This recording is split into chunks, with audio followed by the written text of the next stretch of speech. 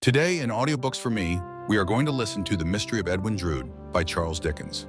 This book is divided in 4 videos. This is Part 1. We hope you enjoy it. Chapter 1, The Dawn. An ancient English cathedral tower? How can the ancient English cathedral tower be here? The well-known massive gray square tower of its old cathedral. How can that be here? There is no spike of rusty iron in the air, between the eye and it, from any point of the real prospect. What is the spike that intervenes, and who has set it up? Maybe it is set up by the Sultan's orders for the impaling of a horde of Turkish robbers, one by one. It is so, for cymbals clash, and the Sultan goes by to his palace in long procession. 10,000 scimitars flash in the sunlight, and thrice 10,000 dancing girls strew flowers. Then follow white elephants caparisoned in countless gorgeous colors, and infinite in number and attendance. Still the cathedral tower rises in the background, where it cannot be, and still no writhing figure is on the grim spike. Stay! Is the spike so low a thing as the rusty spike on the top of a post of an old bedstead that has tumbled all awry? Some vague period of drowsy laughter must be devoted to the consideration of this possibility. Shaking from head to foot, the man whose scattered consciousness has thus fantastically pieced itself together, at length rises, supports his trembling frame upon his arms, and looks around. He is in the meanest and closest of small rooms. Through the ragged window curtain, the light of early day steals in from a miserable court. He lies, dressed across a large unseemly bed, upon a bedstead that has indeed given way under the weight upon it. Lying also dressed and also across the bed, not longwise, are a Chinaman, a Lascar, and a haggard woman. The two first are in a sleep or stupor. The last is blowing at a kind of pipe to kindle it. And as she blows and shading it with her lean hand, concentrates its red spark of light, it serves in the dim morning as a lamp to show him what he sees of her. "Another," says this woman in a querulous, rattling whisper. "Have another?" He looks about him, with his hand to his forehead. "You've smoked as many as 5 since ye come in at midnight," the woman goes on as she chronically complains. Poor me, my head is so bad. Them 2 come in after ye. Ah, poor me, the business is slack. Few Chinamen about the docks and fewer Lascars, and no ships coming in, these say. Here's another ready for ye, dearie. You'll remember like a good soul, won't ye, that the market price is dreffle high just now? More nor 3 shillings and 6pence for a thimbleful. And you'll remember that nobody but me, and Jack Chinaman t'other side the court, but he can't do it as well as me, has the true secret of mixing it. You'll pay up accordingly, dearie, won't ye? She blows at the pipe as she speaks and, occasionally bubbling at it, inhales much of its contents. Oh me, my lungs is weak, my lungs is bad. It's nearly ready for ye, dearie. Ah, poor me, my poor hand shakes like to drop off. I see ye coming to, and I says to my poor self, I'll have another ready for him, and he'll bear in mind the market price of opium and pay according. Oh, my poor head, I makes my pipes of old penny ink bottles. You see, dearie, this is one, and I fits in a mouthpiece this way, and I takes my mixture out of this thimble with this little horn spoon, and so I fills dearie. Ah, my poor nerves. I got heavens hard drunk for 16 year before I took to this. But this don't hurt me, not to speak of, and it takes away the hunger as well as wittles, dearie. She hands him the nearly emptied pipe and sinks back, turning over on her face. He rises unsteadily from the bed, lays the pipe upon the hearthstone, draws back the ragged curtain, and looks with repugnance at his 3 companions. He notices that the woman has opium-smoked herself into a strange likeness of the Chinaman. His form of cheek, eye, and temple, and his color, are repeated in her. Said Chinaman convulsively wrestles with one of his many gods or devils perhaps, and snarls horribly. The Lascar laughs and dribbles at the mouth. The hostess is still. Illustration. In the court. What visions can she have? The whacking man muses, as he turns her face towards him, and stands looking down at it. Visions of many butchers' shops, and public houses, and much credit. of an increase of hideous customers, and this horrible bedstead set up right again, and this horrible court swept clean? What can she rise to under any quantity of opium higher than that, eh? He bends down his ear to listen to her mutterings. Unintelligible! As he watches the spasmodic shoots and darts that break out of her face and limbs, like fitful lightning out of a dark sky, some contagion in them seizes upon him, insomuch that he has to withdraw himself to a lean armchair by the hearth, placed there perhaps for such emergencies, and to sit in it, holding tight, until he has got the better of this unclean spirit of imitation. Then he comes back, pounces on the Chinaman, and seizing him with both hands by the throat, turns him violently on the bed.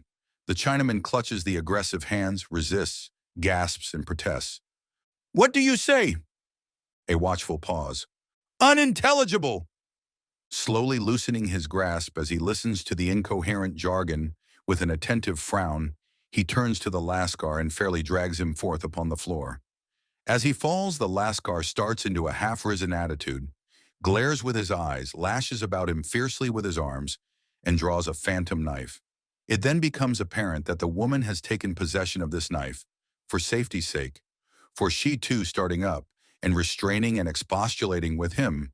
The knife is visible in her dress, not in his, when they drowsily drop back, side by side.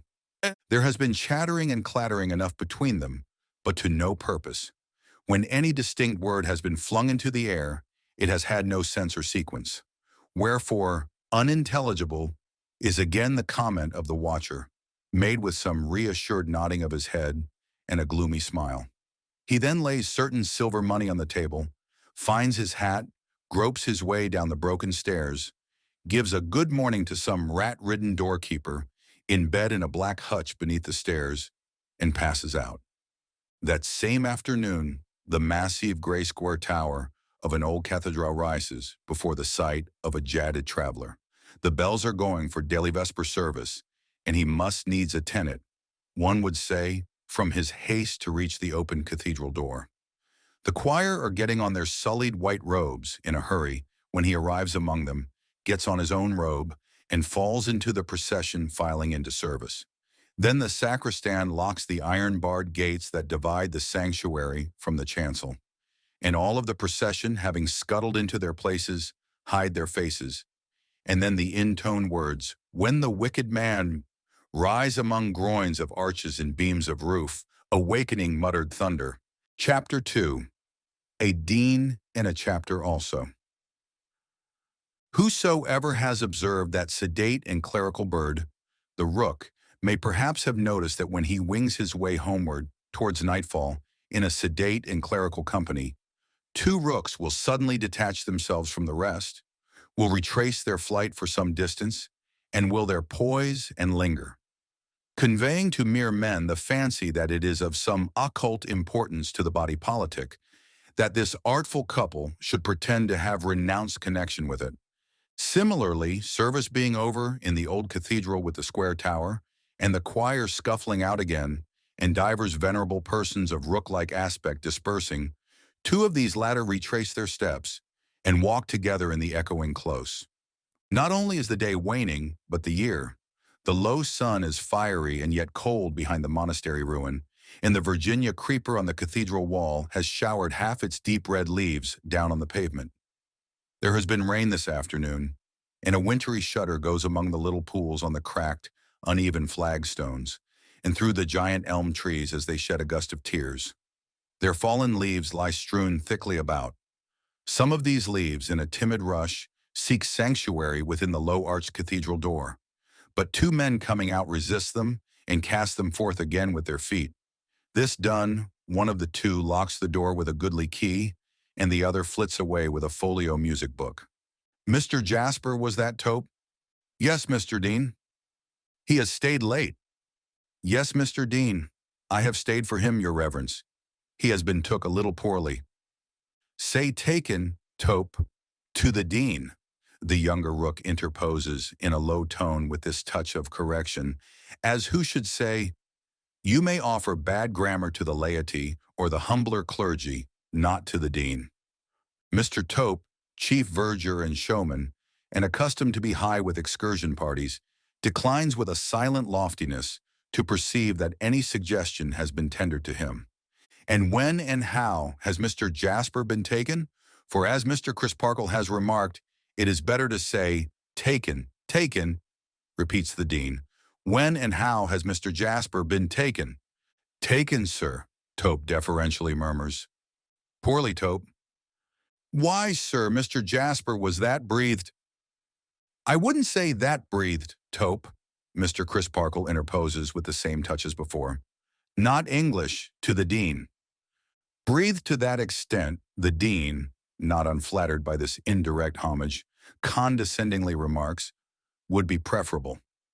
Mr. Jasper's breathing was so remarkably short, thus discreetly does Mr. Tope work his way round the sunken rock, when he came in, that it distressed him mightily to get his notes out, which was perhaps the cause of his having a kind of fit on him after a little. His memory grew dazed. Mr. Tope, with his eyes on the Reverend Mr. Crisparkle, shoots this word out, as defying him to improve upon it, and a dimness and giddiness crept over him as strange as ever I saw, though he didn't seem to mind it particularly himself. However, a little time and a little water brought him out of his daze. Mr. Tope repeats the word in its emphasis with the air of saying, as I have made a success, I'll make it again. And Mr. Jasper has gone home quite himself, has he? Asked the dean. Your reverence, he has gone home quite himself, and I'm glad to see he's having his fire kindled up, for it's chilly after the wet, and the cathedral had both a damp feel and a damp touch this afternoon, and he was very shivery.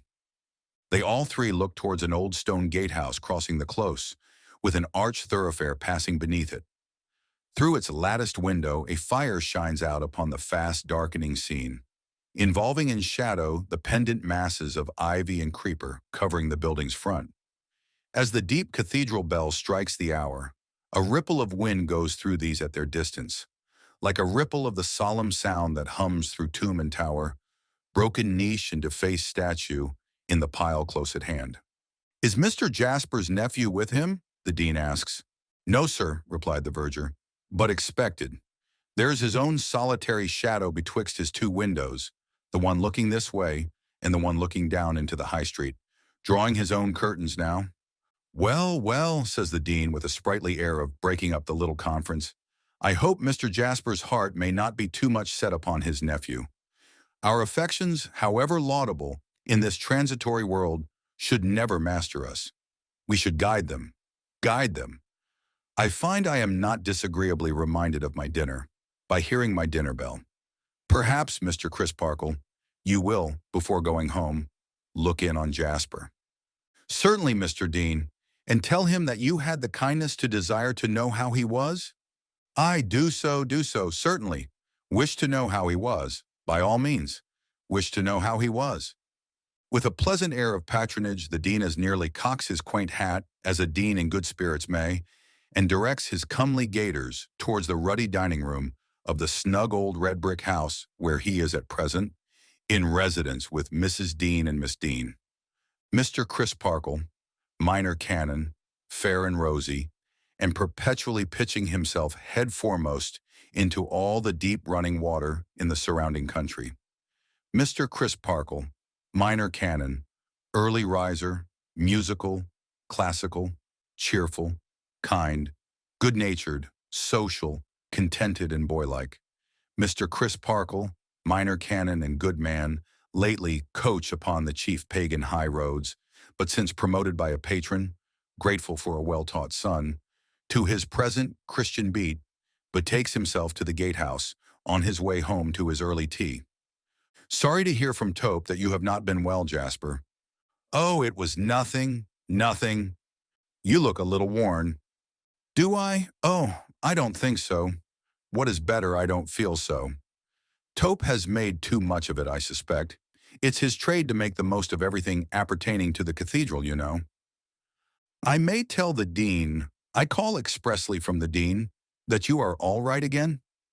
The reply with a slight smile is, certainly, with my respects and thanks to the dean. I'm glad to hear that you expect young Drood. I expect the dear fellow every moment. Ah, he will do you more good than a doctor, Jasper. More good than a dozen doctors. For I love him dearly, and I don't love doctors or doctor stuff. Mr. Jasper is a dark man of some 6 and 20, with thick, lustrous, well-arranged black hair and whiskers. He looks older than he is, as dark men often do. His voice is deep and good, his face and figure are good. His manner is a little somber. His room is a little somber, and may have had its influence in forming his manner. It is mostly in shadow. Even when the sun shines brilliantly, it seldom touches the grand piano in the recess, or the folio music books on the stand, or the bookshelves on the wall, or the unfinished picture of a blooming schoolgirl hanging over the chimney-piece, her flowing brown hair tied with a blue ribbon, and her beauty remarkable for a quite childish, almost babyish, touch of saucy discontent, comically conscious of itself. There is not the least artistic merit in this picture, which is a mere daub, but it is clear that the painter has made it humorously, one might almost say revengefully, like the original. We shall miss you, Jasper, at the alternate musical Wednesdays tonight, but no doubt you are best at home. Good night. God bless you. Tell me, Shep Herds, Tia Elmi. Tell me, E.I., have you seen, have you seen, have you seen, have you seen, my we, e flow o ora pass this way. Melodiously good minor canon, the Reverend Septimus Crisparkle thus delivers himself, in musical rhythm, as he withdraws his amiable face from the doorway and conveys it downstairs. Sounds of recognition and greeting pass between the Reverend Septimus and somebody else, at the stair-foot. Mr. Jasper listens, starts from his chair, and catches a young fellow in his arms, exclaiming, "My dear Edwin! My dear Jack! So glad to see you. Get off your greatcoat, bright boy, and sit down here in your own corner. Your feet are not wet? Pull your boots off. Do pull your boots off. My dear Jack, I am as dry as a bone. Don't moddly-coddly, there's a good fellow. I like anything better than being moddly-coddlied." With the check upon him of being unsympathetically restrained in a genial outburst of enthusiasm, Mr. Jasper stands still and looks on intently at the young fellow, divesting himself of his outward coat, hat, gloves, and so forth. Once for all, a look of intentness and intensity, a look of hungry, exacting, watchful, and yet devoted affection is always now and ever afterwards on the Jasper face whenever the Jasper face is addressed in this direction, and whenever it is so addressed, it is never, on this occasion or on any other, dividedly addressed. It is always concentrated. Now I am right, and now I'll take my corner, Jack. Any dinner, Jack? Mr. Jasper opens a door at the upper end of the room and discloses a small inner room pleasantly lighted and prepared, wherein a comely dame is in the act of setting dishes on table. "What a jolly old Jack it is!" cries the young fellow with a clap of his hands. "Look here, Jack, tell me, whose birthday is it?" "Not yours, I know," Mr. Jasper answers, pausing to consider. "Not mine, you know." "No, not mine, I know. Pussy's." Fixed as the look the young fellow meets is, there is yet in it some strange power of suddenly including the sketch over the chimney-piece. "Pussy's, Jack! We must drink many happy returns to her. Come, uncle, take your dutiful and sharp-set nephew into dinner." As the boy, for he is little more, lays a hand on Jasper's shoulder, Jasper cordially and gaily lays a hand on his shoulder, and so Marseillaise-wise they go into dinner. "And Lord, here's Mrs. Tope," cries the boy, "lovelier than ever." "Never you mind me, Master Edwin," retorts the verger's wife. "I can take care of myself." "You can't. You're much too handsome. Give me a kiss, because it's Pussy's birthday." "I'd pussy you, young man, if I was Pussy, as you call her," Mrs. Topes blushingly retorts, after being saluted. "Your uncle's too much wrapped up in you. That's where it is. He makes so much of you that it's my opinion you think you've only to call your pussies by the dozen to make 'em come." "You forget, Mrs. Tope," Mr. Jasper interposes, taking his place at the table with a genial smile. "And so do you, Ned, that uncle and nephew are words prohibited here by common consent and express agreement, for what we are going to receive his holy name be praised. Done like the dean. Witness Edwin Drood, please to carve Jack, for I can't." This sally ushers in the dinner. Little to the present purpose, or to any purpose, is said, while it is in course of being disposed of. At length the cloth is drawn, and a dish of walnuts and a decanter of rich-colored sherry are placed upon the table. "I say, tell me, Jack," the young fellow then flows on, "do you really and truly feel as if the mention of our relationship divided us at all?" "I don't. Uncles, as a rule, Ned, are so much older than their nephews," is the reply, "that I have that feeling instinctively. As a rule, maybe, but what is a difference in age of half a dozen years or so? And some uncles in large families are even younger than their nephews. By George, I wish it was the case with us." "Why?" "Because if it was, I'd take the lead with you, Jack, and be as wise as begone. Dull care, that turned a young man gray, and begone, dull care, that turned an old man to clay." "Hello, Jack, don't drink." "Why not?" Asks why not on Pussy's birthday, and no happy returns proposed. Pussy, Jack, and many of 'em. Happy returns, I mean. Then, laying an affectionate and laughing touch on the boy's extended hand, as if it were at once his giddy head and his light heart, Mr. Jasper drinks the toast in silence. Hip, hip, hip, and 9 times 9, and 1 to finish with, and all that understood. Hooray, hooray, hooray! "And now, Jack, let's have a little talk about Pussy. 2 pairs of nutcrackers? Pass me one, and take the other." Crack. "How's Pussy getting on, Jack?" "With her music, fairly." "What a dreadfully conscientious fellow you are, Jack. But I know, Lord bless you. Inattentive, isn't she?" "She can learn anything if she will." "If she will? Egad, that's it. But if she won't?" Crack on Mr. Jasper's part. "How's she looking, Jack?" Mr. Jasper's concentrated face again includes the portrait as he returns. "Very like your sketch indeed." "I am a little proud of it," says the young fellow, glancing up at the sketch with complacency, and then shutting one eye, and taking a corrected prospect of it over a level bridge of nutcrackers in the air. "Not badly hit off from memory, but I ought to have caught that expression pretty well, for I have seen it often enough." Crack on Edwin Drood's part. Crack on Mr. Jasper's part. "In point of fact," the former resumes after some silent dipping among his fragments of walnut with an air of pique, "I see it whenever I go to see Pussy. If I don't find it on her face, I leave it there. You know I do, Miss Scornful Pert. Boo!" With a twirl of the nutcrackers at the portrait. Crack, crack, crack. Slowly on Mr. Jasper's part. Crack, sharply on the part of Edwin Drood. Silence on both sides. "Have you lost your tongue, Jack? Have you found yours, Ned?" "No, but really, isn't it? You know, after all." Mr. Jasper lifts his dark eyebrows inquiringly.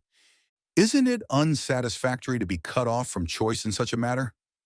There, Jack, I tell you, if I could choose, I would choose Pussy from all the pretty girls in the world. But you have not got to choose. That's what I complain of. My dead and gone father and Pussy's dead and gone father must needs marry us together by anticipation. Why the devil, I was going to say, if it had been respectful to their memory. Couldn't they leave us alone?" "Tut, tut, dear boy," Mr. Jasper remonstrates in a tone of gentle deprecation. "Tut, tut. Yes, Jack, it's all very well for you. You can take it easily. Your life is not laid down to scale and lined and dotted out for you like a surveyor's plan. You have no uncomfortable suspicion that you are forced upon anybody, nor has anybody an uncomfortable suspicion that she is forced upon you or that you are forced upon her. You can choose for yourself. Life for you is a plum with the natural bloom on. It hasn't been over carefully wiped off for you. Don't stop, dear fellow. Go on." "Can I anyhow have hurt your feelings, Jack?" "How can you have hurt my feelings?" "Good heaven, Jack, you look frightfully ill. There's a strange film come over your eyes." Mr. Jasper, with a forced smile, stretches out his right hand, as if at once to disarm apprehension and gain time to get better. After a while he says faintly, "I have been taking opium for a pain, an agony, that sometimes overcomes me. The effects of the medicine steal over me like a blight or a cloud and pass. You see them in the act of passing. They will be gone directly. Look away from me. They will go all the sooner. With a scared face, the younger man complies by casting his eyes downward at the ashes on the hearth, not relaxing his own gaze on the fire, but rather strengthening it with a fierce, firm grip upon his elbow chair. The elder sits for a few moments rigid, and then, with thick drops standing on his forehead and a sharp catch of his breath, becomes as he was before. On his so subsiding in his chair, his nephew gently and assiduously tends him while he quite recovers. When Jasper is restored, he lays a tender hand upon his nephew's shoulder, and, in a tone of voice less troubled than the purport of his words, indeed with something of raillery or banter in it, thus addresses him: "There is said to be a hidden skeleton in every house, but you thought there was none in mine, dear Ned." "Upon my life, Jack, I did think so. However, when I come to consider that even in Pussy's house, if she had one, and in mine, if I had one—" "You were going to say," but that I interrupted you in spite of myself, "what a quiet life mine is. No whirl and uproar around me, no distracting commerce or calculation, no risk, no change of place. Myself devoted to the art I pursue, my business my pleasure." I really was going to say something of the kind, Jack. But you see, you, speaking of yourself, almost necessarily leave out much that I should have put in. For instance, I should have put in the foreground your being so much respected as lay precentor, or lay clerk, or whatever you call it, of this cathedral. You're enjoying the reputation of having done such wonders with the choir. You're choosing your society and holding such an independent position in this queer old place. Your gift of teaching, why even Pussy, who don't like being taught, says there never was such a master as you are, and your connection. Yes, I saw what you were tending to. I hate it. Hate it, Jack? Much bewildered. I hate it. The cramped monotony of my existence grinds me away by the grain. How does our service sound to you? Beautiful, quite celestial. It often sounds to me quite devilish. I am so weary of it. The echoes of my own voice among the arches seem to mock me with my daily drudging round. No wretched monk who droned his life away in that gloomy place before me can have been more tired of it than I am. He could take for relief, and did take, to carving demons out of the stalls and seats and desks. What shall I do? Must I take to carving them out of my heart? I thought you had so exactly found your niche in life, Jack, Edwin Drood returns, astonished, bending forward in his chair to lay a sympathetic hand on Jasper's knee and looking at him with an anxious face. I know you thought so. They all think so. Well, I suppose they do, says Edwin, meditating aloud. Pussy thinks so. When did she tell you that? The last time I was here. You remember when, 3 months ago. How did she phrase it? Oh, she only said that she had become your pupil and that you were made for your vocation. The younger man glances at the portrait. The elder sees it in him. Anyhow, my dear Ned, Jasper resumes as he shakes his head with a grave cheerfulness, I must subdue myself to my vocation, which is much the same thing outwardly. It's too late to find another now. This is a confidence between us. It shall be sacredly preserved, Jack. I have reposed it in you because I feel it, I assure you, because we are fast friends and because you love and trust me, as I love and trust you. Both hands, Jack. As each stands looking into the other's eyes and as the uncle holds the nephew's hands, the uncle thus proceeds. You know now, don't you, that even a poor monotonous chorister and grinder of music, in his niche, may be troubled with some stray sort of ambition, aspiration, restlessness, dissatisfaction. What shall we call it? Yes, dear Jack, and you will remember. My dear Jack, I only ask you, am I likely to forget what you have said with so much feeling? Take it as a warning, then. In the act of having his hands released and of moving a step back, Edwin pauses for an instant to consider the application of these last words. The instant over, he says, sensibly touched. I am afraid I am but a shallow, surface kind of fellow, Jack, and that my headpiece is none of the best. But I needn't say I am young, and perhaps I shall not grow worse as I grow older. At all events, I hope I have something impressible within me, which feels, deeply feels, the disinterestedness of your painfully laying your inner self bare as a warning to me. Mr. Jasper's steadiness of face and figure becomes so marvelous that his breathing seems to have stopped. I couldn't fail to notice, Jack, that it cost you a great effort, and that you were very much moved and very unlike your usual self. Of course, I knew that you were extremely fond of me, but I really was not prepared for your, as I may say, sacrificing yourself to me in that way. Mr. Jasper, becoming a breathing man again, without the smallest stage of transition between the two extreme states, lifts his shoulders, laughs, and waves his right arm. No, don't put the sentiment away, Jack. Please don't, for I am very much in earnest. I have no doubt that that unhealthy state of mind which you have so powerfully described is attended with some real suffering and is hard to bear. But let me reassure you, Jack, as to the chances of its overcoming me. I don't think I am in the way of it. In some few months, less than another year, I shall carry Pussy off from school as Mrs. Edwin Drood. I shall then go engineering into the East, and Pussy with me. And although we have our little tiffs now, arising out of a certain unavoidable flatness that attends our lovemaking, owing to its end being all settled beforehand, still I have no doubt of our getting on capitally then, when it's done and can't be helped. In short, Jack, to go back to the old song I was freely quoting at dinner, and who knows old songs better than you, my wife shall dance and I will sing, so merrily pass the day. Of Pussy's being beautiful, there cannot be a doubt. And when you are good besides little Miss Impudence, once more apostrophizing the portrait, I'll burn your comic likeness and paint your music master another. Mr. Jasper, with his hand to his chin and with an expression of musing benevolence on his face, has attentively watched every animated look and gesture attending the delivery of these words. He remains in that attitude after they are spoken, as if in a kind of fascination attendant on his strong interest in the youthful spirit that he loves so well. Then he says with a quiet smile, "You won't be warned then?" "No, Jack. You can't be warned then." "No, Jack. Not by you. Besides that, I don't really consider myself in danger. I don't like your putting yourself in that position. Shall we go and walk in the churchyard?" "By all means. You won't mind my slipping out of it for half a moment to the nun's house and leaving a parcel there? Only gloves for Pussy, as many pairs of gloves as she is years old today." Rather poetical, Jack?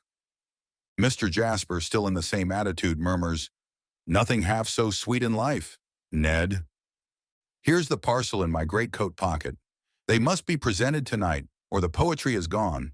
It's against regulations for me to call at night, but not to leave a packet." "I am ready, Jack." Mr. Jasper dissolves his attitude, and they go out together. Chapter 3, The Nun's House. For sufficient reasons, which this narrative will itself unfold as it advances, a fictitious name must be bestowed upon the old cathedral town. Let it stand in these pages as Cloisterham. It was once possibly known to the Druids by another name, and certainly to the Romans by another, and to the Saxons by another, and to the Normans by another. And a name more or less in the course of many centuries can be of little moment to its dusty chronicles. An ancient city, Cloisterham, and no meet dwelling place for anyone with hankerings after the noisy world, a monotonous, silent city, deriving an earthy flavor throughout from its cathedral crypt, and so abounding in vestiges of monastic graves, that the Cloisterham children grow small salad in the dust of abbots and abbesses, and make dirt pies of nuns and friars, while every ploughman in its outlying fields renders to once puissant Lord Treasurers, archbishops, bishops, and such like, the attention which the ogre in the storybook desired to render to his unbidden visitor, and grinds their bones to make his bread. A drowsy city, Cloisterham, whose inhabitants seem to suppose, with an inconsistency more strange than rarey, that all its changes leave behind it, and that there are no more to come. A queer morale to derive from antiquity, yet older than any traceable antiquity.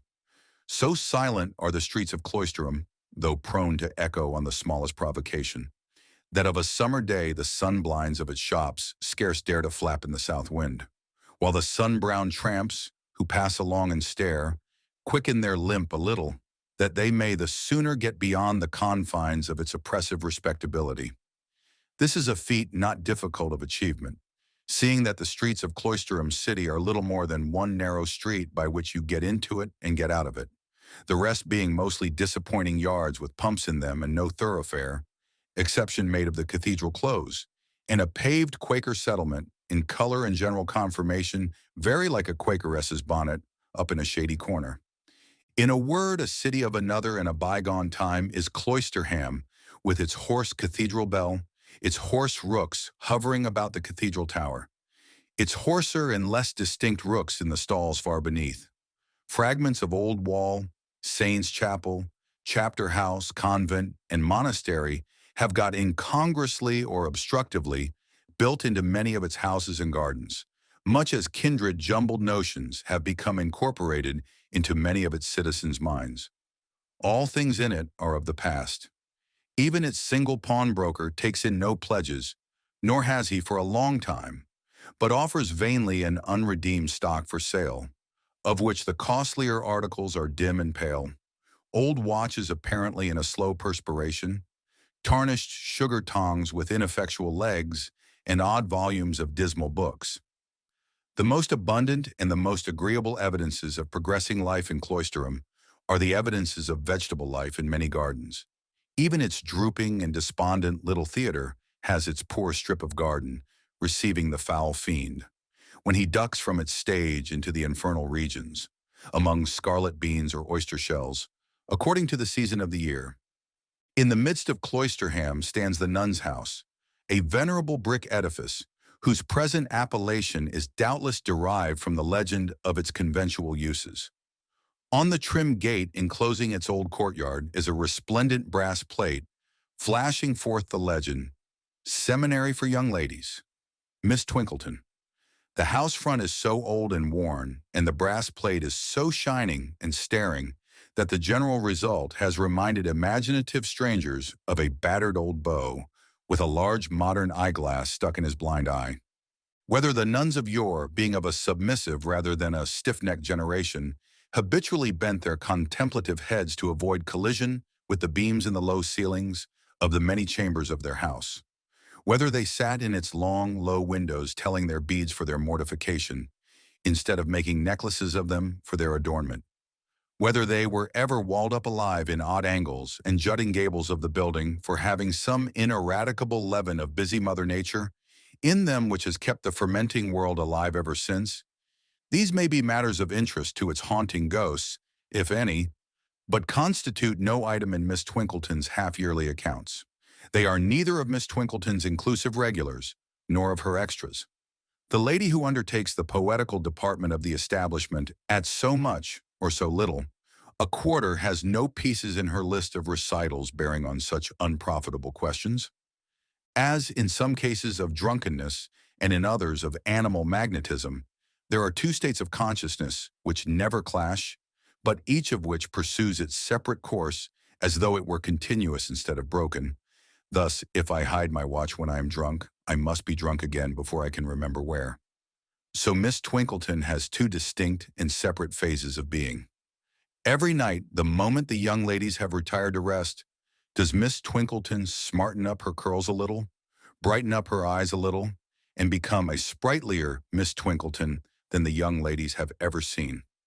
Every night at the same hour does Miss Twinkleton resume the topics of the previous night, comprehending the tenderer scandal of Cloisterham, of which she has no knowledge whatever by day, and references to a certain season at Tunbridge Wells, aerially called by Miss Twinkleton in this state of her existence, the Wells, notably the season wherein a certain Finnish gentleman, compassionately called by Miss Twinkleton, in this stage of her existence, foolish Mr. Porters, revealed a homage of the heart, whereof Miss Twinkleton, in her scholastic state of existence, is as ignorant as a granite pillar.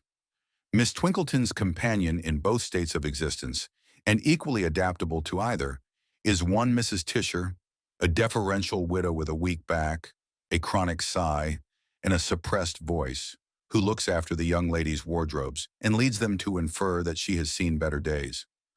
Perhaps this is the reason why it is an article of faith with the servants, handed down from race to race, that the departed Tisher was a hairdresser. The pet pupil of the nun's house is Miss Rosa Budd, of course called Rosebud. Wonderfully pretty, wonderfully childish, wonderfully whimsical. An awkward interest, awkward because romantic, attaches to Miss Budd in the minds of the young ladies, on account of its being known to them that a husband has been chosen for her by will and bequest, and that her guardian is bound down to bestow her on that husband when he comes of age. Miss Twinkleton, in her seminarial state of existence, has combated the romantic aspect of this destiny by affecting to shake her head over it behind Miss Budd's dimpled shoulders, and to brood on the unhappy lot of that doomed little victim. But with no better effect, possibly some unfelt touch of foolish Mr. Porter's has undermined the endeavor, than to evoke from the young ladies an unanimous bedchamber cry of, "Oh, what a pretending old thing Miss Twinkleton is, my dear!" The nun's house is never in such a state of flutter as when this allotted husband calls to see little Rosebud. It is unanimously understood by the young ladies that he is lawfully entitled to this privilege, and that if Miss Twinkleton disputed it, she would be instantly taken up and transported.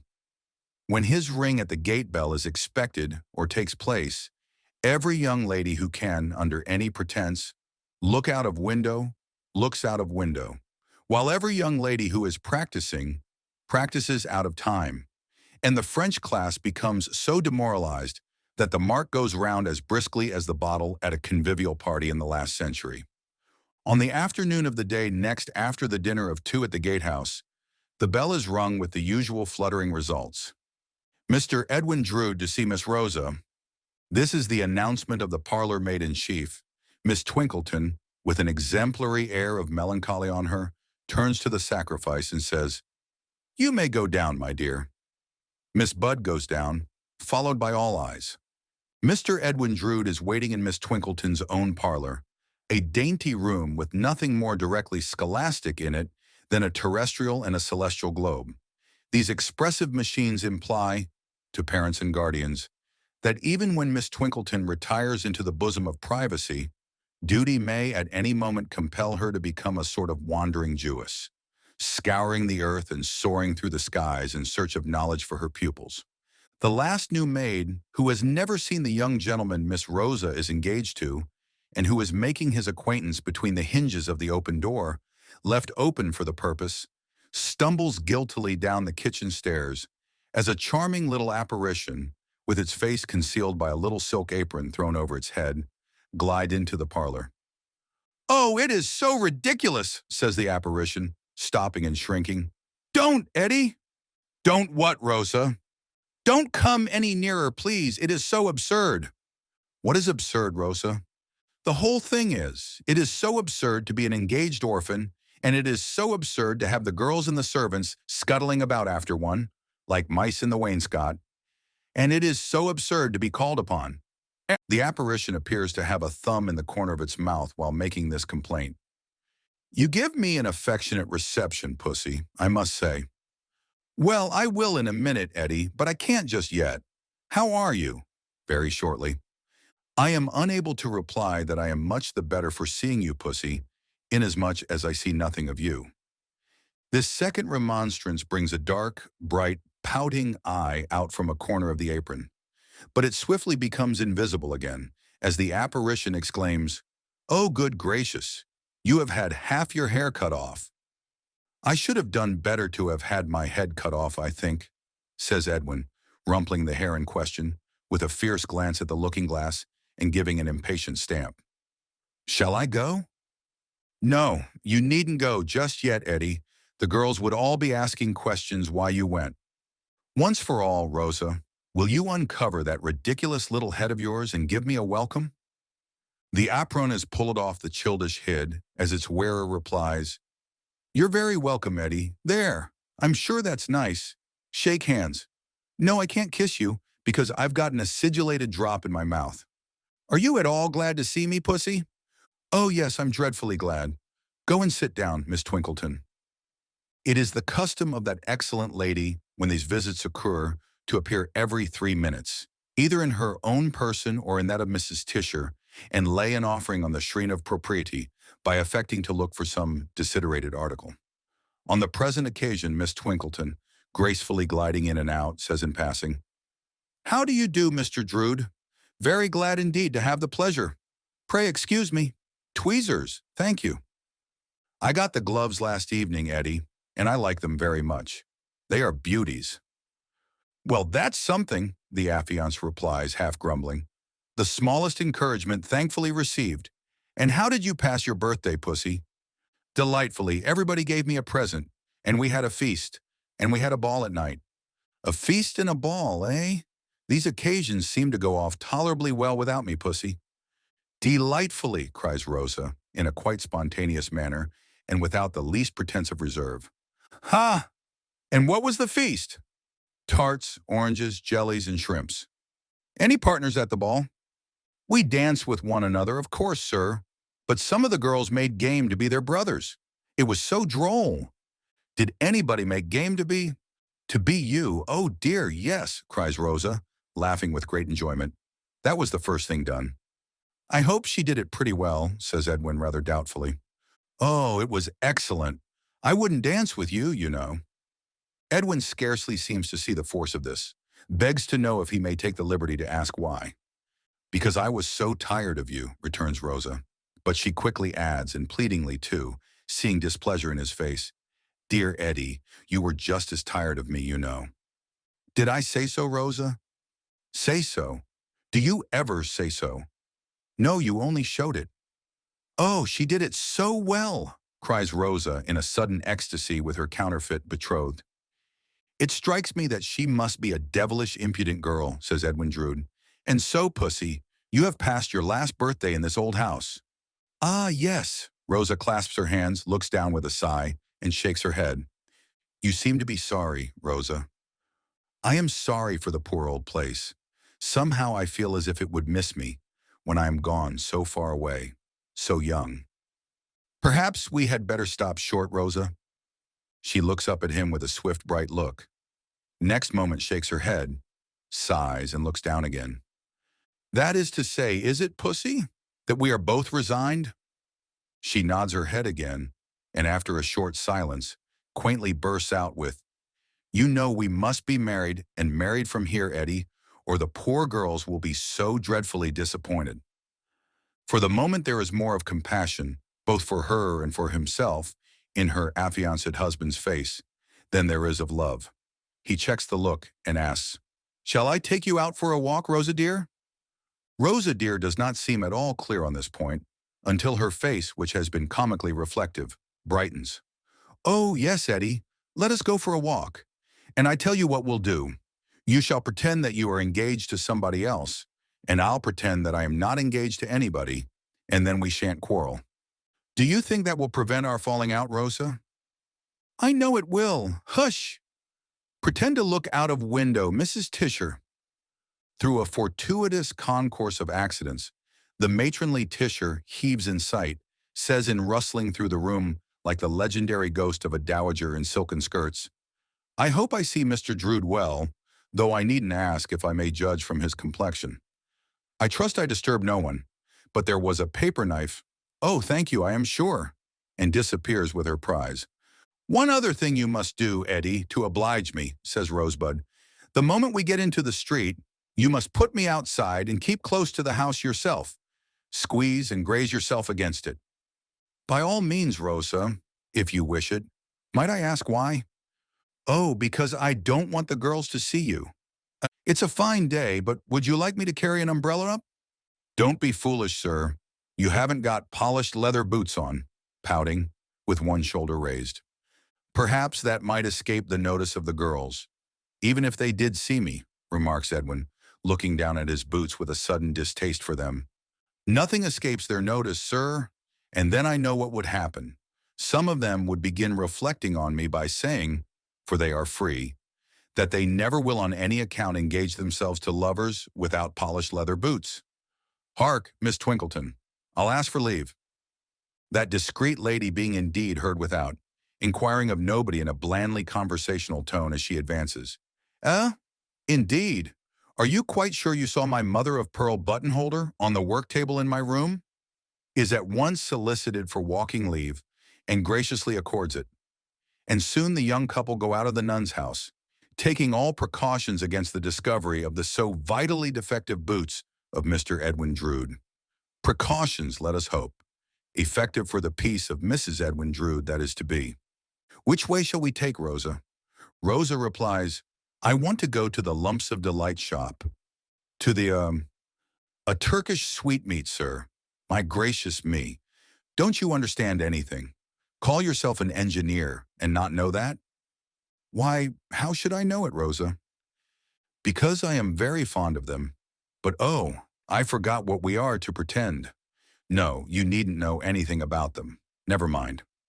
So he is gloomily borne off to the Lumps of Delight shop, where Rosa makes her purchase, and after offering some to him, which he rather indignantly declines, begins to partake of it with great zest, previously taking off and rolling up a pair of little pink gloves like rose leaves, and occasionally putting her little pink fingers to her rosy lips to cleanse them from the dust of delight that comes off the lumps. Now, be a good-tempered Eddie and pretend, and so you are engaged. And so I am engaged. Is she nice? Charming? Tall? Immensely tall, Rosa being short. Must be gawky, I should think, is Rosa's quiet commentary. I beg your pardon, not at all, contradiction rising in him. What is termed a fine woman, a splendid woman? Big nose, no doubt, is the quiet commentary again. Not a little one, certainly, is the quick reply, Rosa's being a little one. Long pale nose with a red knob in the middle. I know the sort of nose, says Rosa, with a satisfied nod and tranquilly enjoying the lumps. You don't know the sort of nose, Rosa, with some warmth, because it's nothing of the kind. Not a pale nose, Eddie? No, determined not to assent. A red nose? Oh, I don't like red noses. However, to be sure, she can always powder it. She would scorn to powder it, says Edwin, becoming heated. Would she? What a stupid thing she must be. Is she stupid in everything? No, in nothing. After a pause in which the whimsically wicked face has not been unobservant of him, Rosa says, and this most sensible of creatures likes the idea of being carried off to Egypt. Does she, Eddie? Yes, she takes a sensible interest in triumphs of engineering skill, especially when they are to change the whole condition of an undeveloped country. Lor, says Rosa, shrugging her shoulders with a little laugh of wonder. Do you object, Edwin inquires with a majestic turn of his eyes downward upon the fairy figure. Do you object, Rosa, to her feeling that interest? Object, my dear Eddie. But really, doesn't she hate boilers and things? I can answer for her not being so idiotic as to hate boilers, he returns with angry emphasis, though I cannot answer for her views about things, really not understanding what things are meant. But don't she hate Arabs and Turks and fellas and people? Certainly not, very firmly. At least she must hate the pyramids. Come, Eddie. Why should she be such a little, goose, as to hate the pyramids, Rosa? Ah, you should hear Miss Twinkleton, often nodding her head and much enjoying the lumps, bore about them, and then you wouldn't ask. Tiresome old burying grounds, Isises and Ibises and Cheopses and Feroses. Who cares about them? And then there was Belzoni, or somebody, dragged out by the legs, half choked with bats and dust. All the girls say, serve him right and hope it hurt him and wish he had been quite choked. The two youthful figures, side by side but not now arm in arm, wander discontentedly about the old close, and each sometimes stops and slowly imprints a deeper footstep in the fallen leaves. Well, says Edwin, after a lengthy silence, according to custom, we can't get on, Rosa. Rosa tosses her head and says she don't want to get on. That's a pretty sentiment, Rosa, considering. Considering what? If I say what, you'll go wrong again. You'll go wrong, you mean, Eddie. Don't be ungenerous. Ungenerous? I like that. Then I don't like that, and so I tell you plainly, Rosa pouts. Now, Rosa, I put it to you. Who disparaged my profession, my destination? You are not going to be buried in the pyramids, I hope, she interrupts, arching her delicate eyebrows. You never said you were. If you are, why haven't you mentioned it to me? I can't find out your plans by instinct. Now, Rosa, you know very well what I mean, my dear. Well then, why did you begin with your detestable red-nosed giantesses? And she would, she would, she would, she would powder it, cries Rosa, in a little burst of comical, contradictory spleen. Somehow or other, I never can come right in these discussions, says Edwin, sighing and becoming resigned. How is it possible, sir, that you ever can come right when you're always wrong? And as to Belzoni, I suppose he's dead. I'm sure I hope he is, and how can his legs or his chokes concern you? It is nearly time for your return, Rosa. We have not had a very happy walk, have we? A happy walk? A detestably unhappy walk, sir. If I go upstairs the moment I get in and cry till I can't take my dancing lesson, you are responsible, mind. Let us be friends, Rosa. Ah, cries Rosa, shaking her head and bursting into real tears. I wish we could be friends. It's because we can't be friends that we try one another so. I am a young little thing, Eddie, to have an old heartache, but I really, really have sometimes. Don't be angry. I know you have one yourself too often. We should both of us have done better if what is to be had been left what might have been. I am quite a little serious thing now and not teasing you. Let each of us forbear this one time on our own account and on the others. Disarmed by this glimpse of a woman's nature in the spoilt child, though for an instant disposed to resent it as seeming to involve the enforced infliction of himself upon her, Edwin Drood stands watching her as she childishly cries and sobs, with both hands to the handkerchief at her eyes. And then, she becoming more composed, and indeed beginning in her young inconstancy to laugh at herself for having been so moved, leads her to a seat hard by, under the elm trees. Illustration, under the trees. One clear word of understanding, pussy dear. I am not clever out of my own line. Now I come to think of it, I don't know that I am particularly clever in it, but I want to do right. There is not. There may be. I really don't see my way to what I want to say, but I must say it before we part. There is not any other young... Oh, no, Eddie. It's generous of you to ask me. But no, no, no. They have come very near to the cathedral windows, and at this moment the organ and the choir sound out sublimely. As they sit listening to the solemn swell, the confidence of last night rises in young Edwin Drood's mind, and he thinks how unlike this music is to that discordance. I fancy I can distinguish Jack's voice, is his remark in a low tone in connection with the train of thought. Take me back at once, please, urges his affianced, quickly laying her light hand upon his wrist. They will all be coming out directly. Let us get away. Oh, what a resounding chord! But don't let us stop to listen to it. Let us get away. Her hurry is over as soon as they have passed out of the close. They go arm in arm now, gravely and deliberately enough, along the old high street to the nun's house. At the gate, the street being within sight empty, Edwin bends down his face to Rosebud's. She remonstrates, laughing, and is a childish schoolgirl again. Eddie, no. I'm too sticky to be kissed. But give me your hand, and I'll blow a kiss into that. He does so. She breathes a light breath into it and asks, retaining it and looking into it. Now say, what do you see? See, Rosa? Why, I thought you Egyptian boys could look into a hand and see all sorts of phantoms. Can't you see a happy future? For certain, neither of them sees a happy present as the gate opens and closes, and one goes in and the other goes away. Chapter 4, Mr. Sapsio. Accepting the jackass as the type of self-sufficient stupidity and conceit, a custom perhaps, like some few other customs, more conventional than fair, then the purest jackass in Cloisterham is Mr. Thomas Sapsea, auctioneer.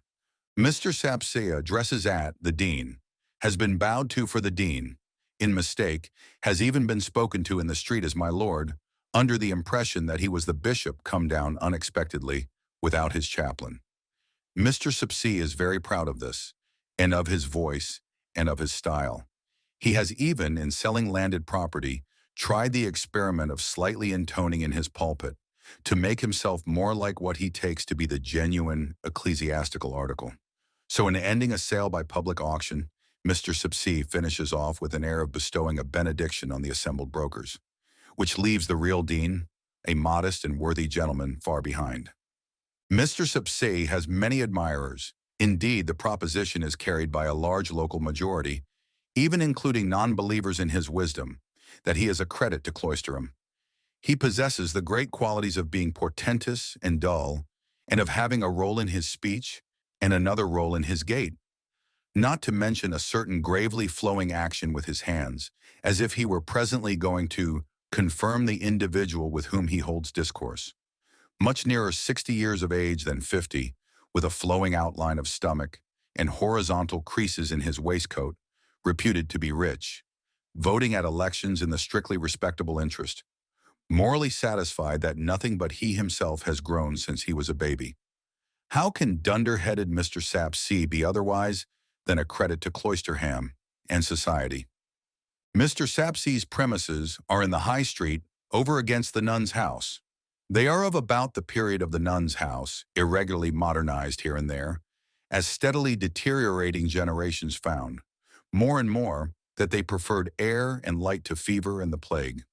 Over the doorway is a wooden effigy, about half life-size, representing Mr. Sapsea's father, in a curly wig and toga, in the act of selling.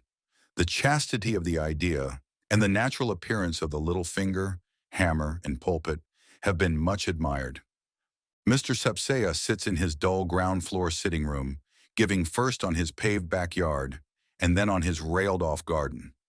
Mr. Sapsea has a bottle of port wine on a table before the fire. The fire is an early luxury, but pleasant on the cool, chilly autumn evening, and is characteristically attended by his portrait, his 8-day clock, and his weather glass. Characteristically, because he would uphold himself against mankind, his weather glass against weather, and his clock against time. By Mr. Sapsea's side on the table are a writing desk and writing materials. Glancing at a scrap of manuscript, Mr. Sapsea reads it to himself with a lofty air, and then, slowly pacing the room with his thumbs in the armholes of his waistcoat, repeats it from memory, so internally, though with much dignity, that the word Ethelinda is alone audible. There are 3 clean wine glasses in a tray on the table. His serving maid entering and announcing, "Mr. Jasper has come, sir." Mr. Sapsea waves, "Admit him," and draws 2 wine glasses from the rank as being claimed. "Glad to see you, sir. I congratulate myself on having the honor of receiving you here for the first time." Mr. Sapsea does the honors of his house in this wise. "You are very good. The honor is mine, and the self-congratulation is mine." "You are pleased to say so, sir, but I do assure you that it is a satisfaction to me to receive you in my humble home, and that is what I would not say to everybody." Ineffable loftiness on Mr. Sapsea's part accompanies these words, as leaving the sentence to be understood. You will not easily believe that your society can be a satisfaction to a man like myself. Nevertheless, it is. "I have for some time desired to know you, Mr. Sapsea. And I, sir, have long known you by reputation as a man of taste. Let me fill your glass." "I will give you, sir," says Mr. Sapsea, filling his own. "When the French come over, may we meet them at Dover."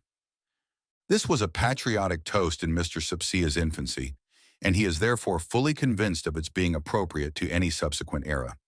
"You can scarcely be ignorant, Mr. Sapsea," observes Jasper, watching the auctioneer with a smile, as the latter stretches out his legs before the fire, "that you know the world." "Well, sir," is the chuckling reply, "I think I know something of it.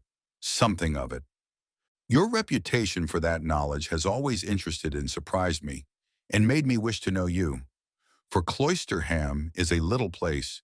Cooped up in it myself, I know nothing beyond it, and feel it to be a very little place." "If I have not gone to foreign countries, young man," Mr. Sapsea begins, and then stops. "You will excuse me calling you young man, Mr. Jasper? You are much my junior." "By all means." "If I have not gone to foreign countries, young man, foreign countries have come to me. They have come to me in the way of business, and I have improved upon my opportunities. Put it that I take an inventory or make a catalog. I see a French clock. I never saw him before in my life, but I instantly lay my finger on him and say, Paris. I see some cups and saucers of Chinese make, equally strangers to me personally. I put my finger on them, then and there, and I say Pekin, Nankin, and Canton. It is the same with Japan, with Egypt, and with bamboo and sandalwood from the East Indies. I put my finger on them all. I have put my finger on the North Pole before now, and said spear of Eskimo make, for half a pint of pale sherry. Really, a very remarkable way, Mr. Sapsea, of acquiring a knowledge of men and things. I mention it, sir, Mr. Sapsea rejoins with unspeakable complacency, because, as I say, it don't do to boast of what you are, but show how you came to be it, and then you prove it. Most interesting. We were to speak of the late Mrs. Sapsea. We were, sir. Mr. Sapsea fills both glasses and takes the decanter into safekeeping again. Before I consult your opinion as a man of taste on this little trifle, holding it up, which is but a trifle, and still has required some thought, sir, some little fever of the brow, I ought perhaps to describe the character of the late Mrs. Sapsea, now dead 3/4 of a year. Mr. Jasper, in the act of yawning behind his wineglass, puts down that screen and calls up a look of interest. It is a little impaired in its expressiveness by his having a shut-up gape still to dispose of, with watering eyes. Half a dozen years ago or so, Mr. Sapsea proceeds, when I had enlarged my mind up to, I will not say to what it now is, for that might seem to aim at too much, but up to the pitch of wanting another mind to be absorbed in it. I cast my eye about me for a nuptial partner, because as I say, it is not good for man to be alone. Mr. Jasper appears to commit this original idea to memory.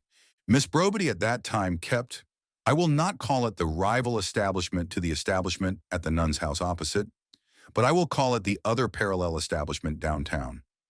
The world did have it that she showed a passion for attending my sales when they took place on half-holidays or in vacation time. The world did put it about that she admired my style. The world did notice that as time flowed by, my style became traceable in the dictation exercises of Miss Brobity's pupils. Young man, a whisper even sprang up in obscure malignity that one ignorant and besotted churl, a parent, so committed himself as to object to it by name. But I do not believe this. For is it likely that any human creature in his right senses would so lay himself open to be pointed at by what I call the finger of scorn? Mr. Jasper shakes his head. Not in the least likely. Mr. Sapsea, in a grandiloquent state of absence of mind, seems to refill his visitor's glass, which is full already, and does really refill his own, which is empty. Miss Brobity's being, young man, was deeply imbued with homage to mind. She revered mind when launched, or, as I say, precipitated on an extensive knowledge of the world. When I made my proposal, she did me the honor to be so overshadowed with a species of awe as to be able to articulate only the two words, O thou, meaning myself. Her limpid blue eyes were fixed upon me.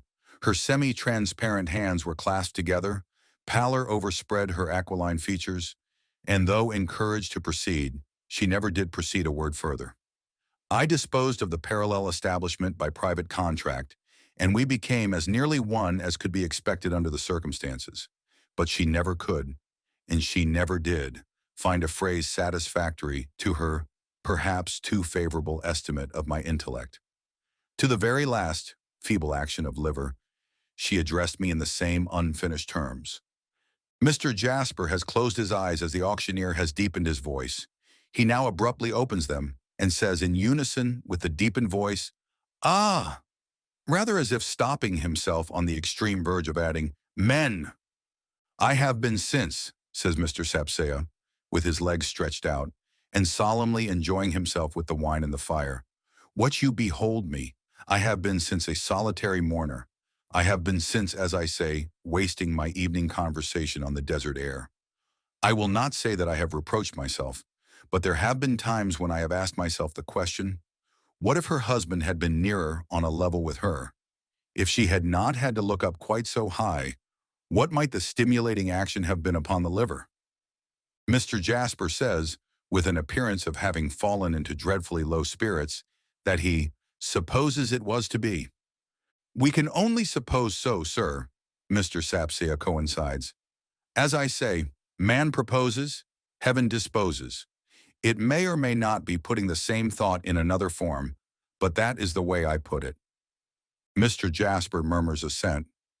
And now, Mr. Jasper, resumes the auctioneer, producing his scrap of manuscript, Mrs. Sapsea's monument having had full time to settle and dry, let me take your opinion, as a man of taste, on the inscription I have, as I before remarked, not without some little fever of the brow, drawn out for it. Take it in your own hand. The setting out of the lines requires to be followed with the eye, as well as the contents with the mind. Mr. Jasper, complying, sees and reads as follows. Ethelinda, reverential wife of Mr. Thomas Sapsea, auctioneer, valuer, estate agent, etc. of this city, whose knowledge of the world, though somewhat extensive, never brought him acquainted with a spirit more capable of looking up to him. Stranger, pause and ask thyself the question, canst thou do likewise? If not, with a blush retire. Mr. Sapsea, having risen and stationed himself with his back to the fire, for the purpose of observing the effect of these lines on the countenance of a man of taste, consequently has his face toward the door, when his serving maid, again appearing, announces, Durdles is come, sir. He promptly draws forth and fills the third wineglass, as being now claimed, and replies, Show Durdles in. Admirable, quoth Mr. Jasper, handing back the paper. You approve, sir? Impossible not to approve. Striking, characteristic, and complete. The auctioneer inclines his head, as one accepting his due and giving a receipt, and invites the entering Durdles to take off that glass of wine, handing the same, for it will warm him. Durdles is a stonemason, chiefly in the gravestone, tomb, and monument way, and wholly of their color from head to foot. No man is better known in Cloisterham. He is the chartered libertine of the place. Fame trumpets him a wonderful workman, which, for aught that anybody knows, he may be, as he never works, and a wonderful sot, which everybody knows he is. With the cathedral crypt he is better acquainted than any living authority. It may even be than any dead one. It is said that the intimacy of this acquaintance began in his habitually resorting to that secret place, to lock out the Cloisterham boy populace and sleep off fumes of liquor, he having ready access to the cathedral as contractor for rough repairs. Be this as it may, he does know much about it, and, in the demolition of impedimental fragments of wall, buttress, and pavement, has seen strange sights. He often speaks of himself in the third person, perhaps being a little misty as to his own identity when he narrates, perhaps impartially adopting the Cloisterham nomenclature in reference to a character of acknowledged distinction. Thus he will say, touching his strange sights, Durdles come upon the old chap, in reference to a buried magnate of ancient time, in high degree, by striking right into the coffin with his pick. The old chap gave Durdles a look with his open eyes, as much as to say, Is your name Durdles? Why, my man, I've been waiting for you a devil of a time. And then he turned to Powder, with a 2-foot rule always in his pocket and a mason's hammer all but always in his hand. Durdles goes continually sounding and tapping all about and about the cathedral, and whenever he says to Tope, Tope, here's another old un in here, Tope announces it to the dean as an established discovery. In a suit of coarse flannel with horn buttons, a yellow neckerchief with draggled ends, an old hat more russet-colored than black, and laced boots of the hue of his stony calling, Durdles leads a hazy gypsy sort of life, carrying his dinner about with him in a small bundle, and sitting on all manner of tombstones to dine. This dinner of Durdles has become quite a Cloisterham institution, not only because of his never appearing in public without it, but because of its having been, on certain renowned occasions, taken into custody along with Durdles, as drunk and incapable, and exhibited before the bench of justices at the town hall.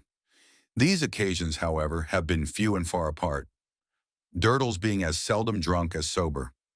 For the rest, he is an old bachelor, and he lives in a little antiquated hole of a house that was never finished. Supposed to be built so far of stones stolen from the city wall. To this abode there is an approach ankle-deep in stone chips, resembling a petrified grove of tombstones, urns, draperies, and broken columns in all stages of sculpture. Herein, two journeymen incessantly chip, while other two journeymen, who face each other, incessantly saw stone, dipping as regularly in and out of their sheltering sentry boxes as if they were mechanical figures emblematical of time and death. To Durdles, when he had consumed his glass of port, Mr. Sapsea entrusts that precious effort of his muse. Durdles unfeelingly takes out his 2-foot rule and measures the lines calmly, alloying them with stone grit. This is for the monument, is it, Mr. Sapsea? The inscription, yes. Mr. Sapsea waits for its effect on a common mind. It'll come in to 1/8 of an inch, says Durdles. Your servant, Mr. Jasper. Hope I see you well. How are you, Durdles? I've got a touch of the tombatism on me, Mr. Jasper, but that I must expect. You mean the rheumatism, says Sapsea in a sharp tone. He is nettled by having his composition so mechanically received. No, I don't. I mean, Mr. Sapsea, the tombatism, it's another sort from rheumatism. Mr. Jasper knows what Durdles means. You get among them tombs afore it's well light on a winter morning, and keep on, as the catechism says, a-walking in the same all the days of your life, and you'll know what Durdles means. It is a bitter cold place, Mr. Jasper assents, with an antipathetic shiver. And if it's bitter cold for you up in the chancel, with a lot of live breath smoking out about you, what the bitterness is to Durdles, down in the crypt among the earthy damps there, and the dead breath of the old uns, returns that individual. Durdles leaves you to judge. Is this to be put in hand at once, Mr. Sapsea?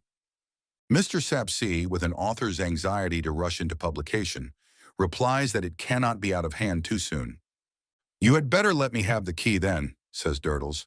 Why, man, it is not to be put inside the monument. Durdles knows where it's to be put, Mr. Sapsea. No man better. Ask ere a man in Cloisterham whether Durdles knows his work. Mr. Sapsea rises, takes a key from a drawer, unlocks an iron safe let into the wall, and takes from it another key. When Durdles puts a touch or a finish upon his work, no matter where, inside or outside, Durdles likes to look at his work all round and see that his work is a-doing him credit, Durdles explains doggedly. The key proffered him by the bereaved widower being a large one, he slips his 2-foot rule into a side pocket of his flannel trousers made for it, and deliberately opens his flannel coat, and opens the mouth of a large breast pocket within it, before taking the key to place it in that repository. Why, Durdles, exclaims Jasper, looking on amused, you are undermined with pockets. And I carries weight in 'em too, Mr. Jasper. Feel those, producing 2 other large keys. Hand me Mr. Sapsea's likewise. Surely this is the heaviest of the 3. You'll find much of a muchness, I expect, says Durdles. They all belong to monuments. They all open Durdles's work. Durdles keeps the keys of his work mostly, not that they're much used. By the by, it comes into Jasper's mind to say, as he idly examines the keys, I have been going to ask you many a day, and have always forgotten. You know they sometimes call you Stony Durdles, don't you? Cloisterham knows me as Durdles, Mr. Jasper. I am aware of that, of course, but the boys sometimes— Oh, if you mind them young imps of boys, Durdles gruffly interrupts. I don't mind them any more than you do, but there was a discussion the other day among the choir whether Stony stood for Tony, clinking one key against another. Take care of the wards, Mr. Jasper. Or whether Stony stood for Stephen, clinking with a change of keys. You can't make a pitch pipe of 'em, Mr. Jasper. Or whether the name comes from your trade. How stands the fact? Mr. Jasper weighs the 3 keys in his hand, lifts his head from his idly stooping attitude over the fire, and delivers the keys to Durdles with an ingenuous and friendly face. But the Stony one is a gruff one likewise, and that hazy state of his is always an uncertain state, highly conscious of its dignity and prone to take offense. He drops his 2 keys back into his pocket one by one and buttons them up. He takes his dinner bundle from the chair back on which he hung it when he came in. He distributes the weight he carries by tying the third key up in it, as though he were an ostrich, and like to dine off cold iron. And he gets out of the room, deigning no word of answer. Mr. Sapsea then proposes a hit at backgammon, which, seasoned with his own improving conversation and terminating in a supper of cold roast beef and salad, beguiles the golden evening until pretty late. Mr. Sapsea's wisdom being, in its delivery to mortals, rather of the diffuse than the epigrammatic order, is by no means expended even then. But his visitor intimates that he will come back for more of the precious commodity on future occasions, and Mr. Sapsea lets him off for the present, to ponder on the installment he carries away. Chapter 5. Mr. Durdles and Friend. John Jasper, on his way home through the close, is brought to a standstill by the spectacle of stony Durdles, dinner bundle and all, leaning his back against the iron railing of the burial ground, enclosing it from the old cloister arches, and a hideous small boy in rags flinging stones at him as a well-defined mark in the moonlight. Sometimes the stones hit him, and sometimes they miss him, but Durdles seems indifferent to either fortune. The hideous small boy, on the contrary, whenever he hits Durdles, blows a whistle of triumph through a jagged gap, convenient for the purpose, in the front of his mouth, where half his teeth are wanting, and whenever he misses him, yelps out, "Mulled again!" and tries to atone for the failure by taking a more correct and vicious aim. "What are you doing to the man?" demands Jasper, stepping out into the moonlight from the shade. "Making a cock shy of him," replies the hideous small boy. "Give me those stones in your hand." "Yes, I'll give 'em you down your throat if you come a-catching hold of me," says the small boy, shaking himself loose and backing. "I'll smash your eye if you don't look out." "Baby devil that you are, what has the man done to you?" "He won't go home." "What is that to you?" "He gives me a 'apenny to pelt him home if I catches him out too late," says the boy, and then chants like a little savage, half stumbling and half dancing among the rags and laces of his dilapidated boots. "Witty when I chess 'im out ter 10 witty why then don't go then I shy witty wake cock warning," with a comprehensive sweep on the last word and one more delivery at Durdles. This would seem to be a poetical note of preparation, agreed upon, as a caution to Durdles to stand clear if he can, or to betake himself homeward. John Jasper invites the boy with a beck of his head to follow him, feeling it hopeless to drag him or coax him, and crosses to the iron railing where the stony and stone one is profoundly meditating. "Do you know this thing? This child?" asks Jasper, at a loss for a word that will define this thing. "Deputy," says Durdles with a nod. "Is that it's his name?" "Deputy," assents Durdles. "I'm manservant up at the Traveller's Twopenny and Gas Works guarding," this thing explains. "All us manservants at Traveller's Lodgings is named Deputy. When we're chock full and the Travellers is all abed, I come out for my elth." Then withdrawing into the road and taking aim, he resumes. "Witty when I chess 'im out ter." "Hold your hand," cries Jasper, "and don't throw while I stand so near him, or I'll kill you. Come, Durdles, let me walk home with you tonight. Shall I carry your bundle?" "Not on any account," replies Durdles, adjusting it. "Durdles was making his reflections here when you come up, sir, surrounded by his works like a poplar author. Your own brother-in-law," introducing a sarcophagus within the railing, white and cold in the moonlight. "Mrs. Sapsea," introducing the monument of that devoted wife. "Late incumbent," introducing the reverend gentleman's broken column. "Departed assessed taxes," introducing a vase and towel, standing on what might represent the cake of soap. "Former pastry cook and muffin maker, much respected," introducing gravestone. "All safe and sound here, sir, and all Durdles's work. Of the common folk, that is merely bundled up in turf and brambles, the less said the better. A poor lot, soon forgot." "This creature, Deputy, is behind us," says Jasper, looking back. "Is he to follow us?"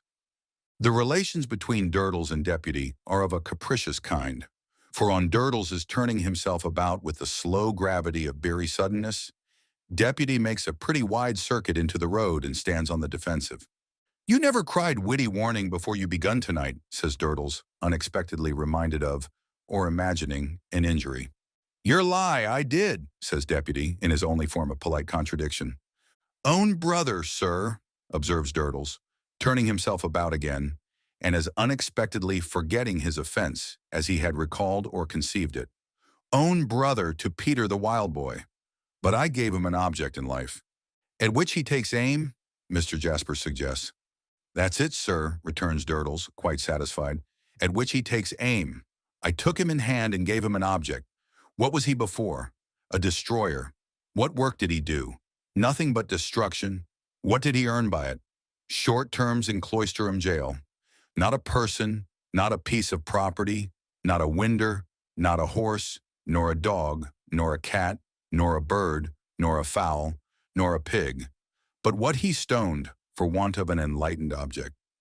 I put that enlightened object before him, and now he can turn his honest halfpenny by the 3 penn'orth a week. I wonder he has no competitors. He has plenty, Mr. Jasper, but he stones 'em all away. Now, I don't know what this scheme of mine comes to," pursues Durdles, considering about it with the same sodden gravity. "I don't know what you may precisely call it. It ain't a sort of a scheme of a national education?" "I should say not," replies Jasper. "I should say not," assents Durdles. "Then we won't try to give it a name." "He still keeps behind us," repeats Jasper, looking over his shoulder. "Is he to follow us?" "We can't help going round by the traveler's twopenny. If we go the short way, which is the back way," Durdles answers, "and we'll drop him there." So they go on, Deputy, as a rear-rank one, taking open order and invading the silence of the hour and place by stoning every wall, post, pillar, and other inanimate object by the deserted way. "Is there anything new down in the crypt, Durdles?" asks John Jasper. "Anything old, I think you mean," growls Durdles. "It ain't a spot for novelty." "Any new discovery on your part, I meant?" "There's a olden under the 7th pillar on the left as you go down the broken steps of the little underground chapel as formerly was. I make him out, so fur as I've made him out yet, to be one of them old uns with a crook. To judge from the size of the passages in the walls, and of the steps and doors by which they come and went, them crooks must have been a good deal in the way of the old uns. 2 on 'em meeting promiscuous must have hitched one another by the miter pretty often, I should say." Without any endeavor to correct the literality of this opinion, Jasper surveys his companion, covered from head to foot with old mortar, lime, and stone grit, as though he, Jasper, were getting imbued with a romantic interest in his weird life. "Yours is a curious existence." Without furnishing the least clue to the question, whether he receives this as a compliment or as quite the reverse, Durdles gruffly answers, "Yours is another." "Well, inasmuch as my lot is cast in the same old earthy, chilly, never-changing place, yes, but there is much more mystery and interest in your connection with the cathedral than in mine. Indeed, I am beginning to have some idea of asking you to take me on as a sort of student, or free prentice, under you, and to let me go about with you sometimes, and see some of these odd nooks in which you pass your days." The stony one replies in a general way, "All right, everybody knows where to find Durdles when he's wanted," which, if not strictly true, is approximately so, if taken to express that Durdles may always be found in a state of vagabondage somewhere. "What I dwell upon most," says Jasper, pursuing his subject of romantic interest, "is the remarkable accuracy with which you would seem to find out where people are buried. What is the matter? That bundle is in your way. Let me hold it." Durdles has stopped and backed a little, Deputy, attentive to all his movements, immediately skirmishing into the road, and was looking about for some ledge or corner to place his bundle on, when thus relieved of it. "Just you give me my hammer out of that," says Durdles, "and I'll show you." Clink, clink, and his hammer is handed him. "Now looky here. You pitch your note, don't you, Mr. Jasper?" "Yes." "So I sound for mine. I take my hammer and I tap." Here he strikes the pavement, and the attentive deputy skirmishes at a rather wider range, as supposing that his head may be in requisition. "I tap, tap, tap. Solid. I go on tapping. Solid still. Tap again. Hello, hollow. Tap again, persevering. Solid and hollow. Tap, tap, tap to try it better. Solid and hollow, and inside solid, hollow again. There you are, old and crumbled away in stone coffin, in vault. Astonishing. I have even done this, says Durdles, drawing out his 2-foot rule. Deputy, meanwhile, skirmishing nearer, as suspecting that treasure may be about to be discovered, which may somehow lead to his own enrichment and the delicious treat of the discoverers being hanged by the neck on his evidence until they are dead. Say that hammer of mine's a wall, my work.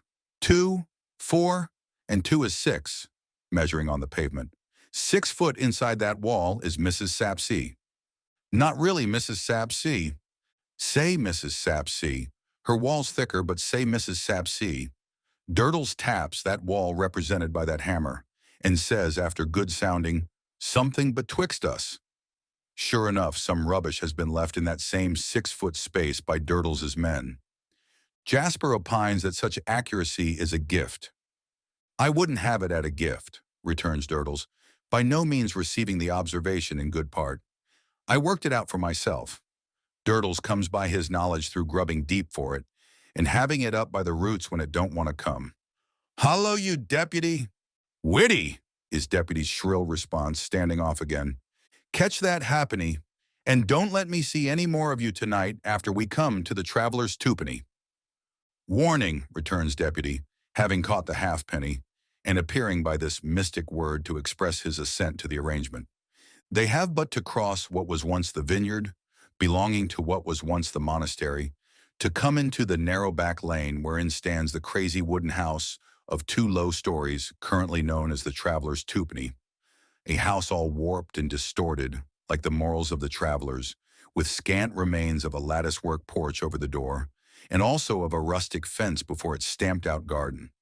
By reason of the travelers being so bound to the premises by a tender sentiment, or so fond of having a fire by the roadside in the course of the day, that they can never be persuaded or threatened into departure, without violently possessing themselves of some wooden forget-me-not, and bearing it off. The semblance of an inn is attempted to be given to this wretched place by fragments of conventional red curtaining in the windows, which rags are made muddily transparent in the night season by feeble lights of rush or cotton dip burning dully in the close air of the inside. As Durdles and Jasper come near, they are addressed by an inscribed paper lantern over the door, setting forth the purport of the house. They are also addressed by some half-dozen other hideous small boys, whether twopenny lodgers or followers or hangers-on of such, who knows, who, as if attracted by some carrion scent of deputy in the air, start into the moonlight, as vultures might gather in the desert, and instantly fall to stoning him and one another. "Stop, you young brutes," cries Jasper angrily, "and let us go by."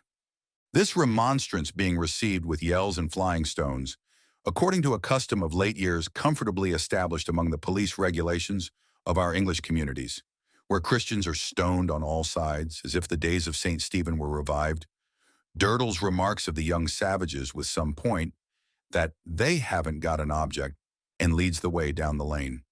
At the corner of the lane, Jasper, hotly enraged, checks his companion and looks back. All is silent. Next moment, a stone coming rattling at his hat, and a distant yell of, "Wake cock! Warning!" followed by a crow as from some infernally hatched chanticleer, apprising him under whose victorious fire he stands. He turns the corner into safety and takes Durdles home. Durdles stumbling among the litter of his stony yard, as if he were going to turn head foremost into one of the unfinished tombs. John Jasper returns by another way to his gatehouse, and entering softly with his key, finds his fire still burning. He takes from a locked press a peculiar-looking pipe, which he fills but not with tobacco, and having adjusted the contents of the bowl very carefully with a little instrument, ascends an inner staircase of only a few steps, leading to 2 rooms. One of these is his own sleeping chamber, the other is his nephew's. There is a light in each. His nephew lies asleep, calm and untroubled. John Jasper stands looking down upon him, his unlighted pipe in his hand, for some time, with a fixed and deep attention. Then hushing his footsteps, He passes to his own room, lights his pipe, and delivers himself to the specters it invokes at midnight. Chapter 6. Philanthropy in Minor Canon Corner. The Reverend Septimus Crisparkle, Septimus because 6 little brother Crisparkles before him, went out one by one as they were born, like 6 weak little rushlights as they were lighted. Having broken the thin morning ice near Cloisterham Weir with his amiable head, much to the invigoration of his frame, was now assisting his circulation by boxing at a looking-glass with great science and prowess. A fresh and healthy portrait the looking-glass presented of the Reverend Septimus, feinting and dodging with the utmost artfulness, and hitting out from the shoulder with the utmost straightness, while his radiant features teemed with innocence and soft-hearted benevolence beamed from his boxing gloves. It was scarcely breakfast time yet, for Mrs. Crisparkle, mother, not wife of the Reverend Septimus, was only just down and waiting for the urn. Indeed, the Reverend Septimus left off at this very moment to take the pretty old lady's entering face between his boxing gloves and kiss it. Having done so with tenderness, the Reverend Septimus turned to again, countering with his left and putting in his right in a tremendous manner. "I say every morning of my life that you'll do it at last, Sept," remarked the old lady looking on, "and so you will." "Do what, my dear?" "Break the pier glass or burst a blood vessel." "Neither, please God, ma dear. Here's wind, ma. Look at this." In a concluding round of great severity, the Reverend Septimus administered and escaped all sorts of punishment, and wound up by getting the old lady's cap into chancery, such is the technical term used in scientific circles by the learned in the noble art, with a lightness of touch that hardly stirred the lightest lavender or cherry ribbon on it. Magnanimously releasing the defeated, just in time to get his gloves into a drawer, and feigned to be looking out of window in a contemplative state of mind when a servant entered, the Reverend Septimus then gave place to the urn and other preparations for breakfast. These completed, and the two alone again, it was pleasant to see, or would have been, if there had been anyone to see it, which there never was, the old lady standing to say the Lord's Prayer aloud, and her son, Minor Canon, nevertheless, standing with bent head to hear it, he being within 5 years of 40, much as he had stood to hear the same words from the same lips when he was within 5 months of 4. What is prettier than an old lady, except a young lady, when her eyes are bright, when her figure is trim and compact, when her face is cheerful and calm, when her dress is as the dress of a China shepherdess, so dainty in its colors, so individually assorted to herself, so neatly molded on her? Nothing is prettier, thought the good Minor Canon frequently, when taking his seat at table opposite his long-widowed mother.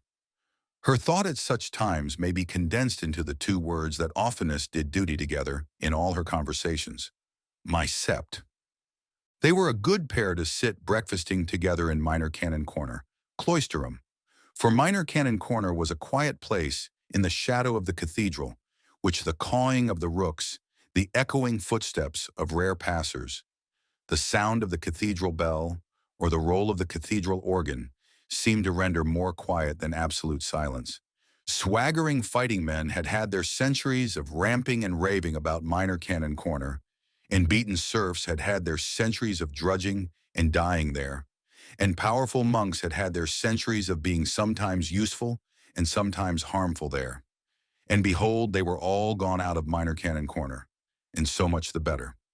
Perhaps one of the highest uses of their ever having been there was that there might be left behind that blessed air of tranquility which pervaded Minor Canon Corner, and that serenely romantic state of the mind, productive for the most part of pity and forbearance, which is engendered by a sorrowful story that is all told, or a pathetic play that is played out. Red brick walls harmoniously toned down in color by time, strong-rooted ivy, latticed windows, paneled rooms, big oaken beams in little places, and stone-walled gardens, where annual fruit yet ripened upon monkish trees, were the principal surroundings of pretty old Mrs. Crisparkle and the Reverend Septimus as they sat at breakfast. "And what, my dear?" inquired the Minor Canon, giving proof of a wholesome and vigorous appetite. "Does the letter say?" The pretty old lady, after reading it, had just laid it down upon the breakfast cloth. She handed it over to her son.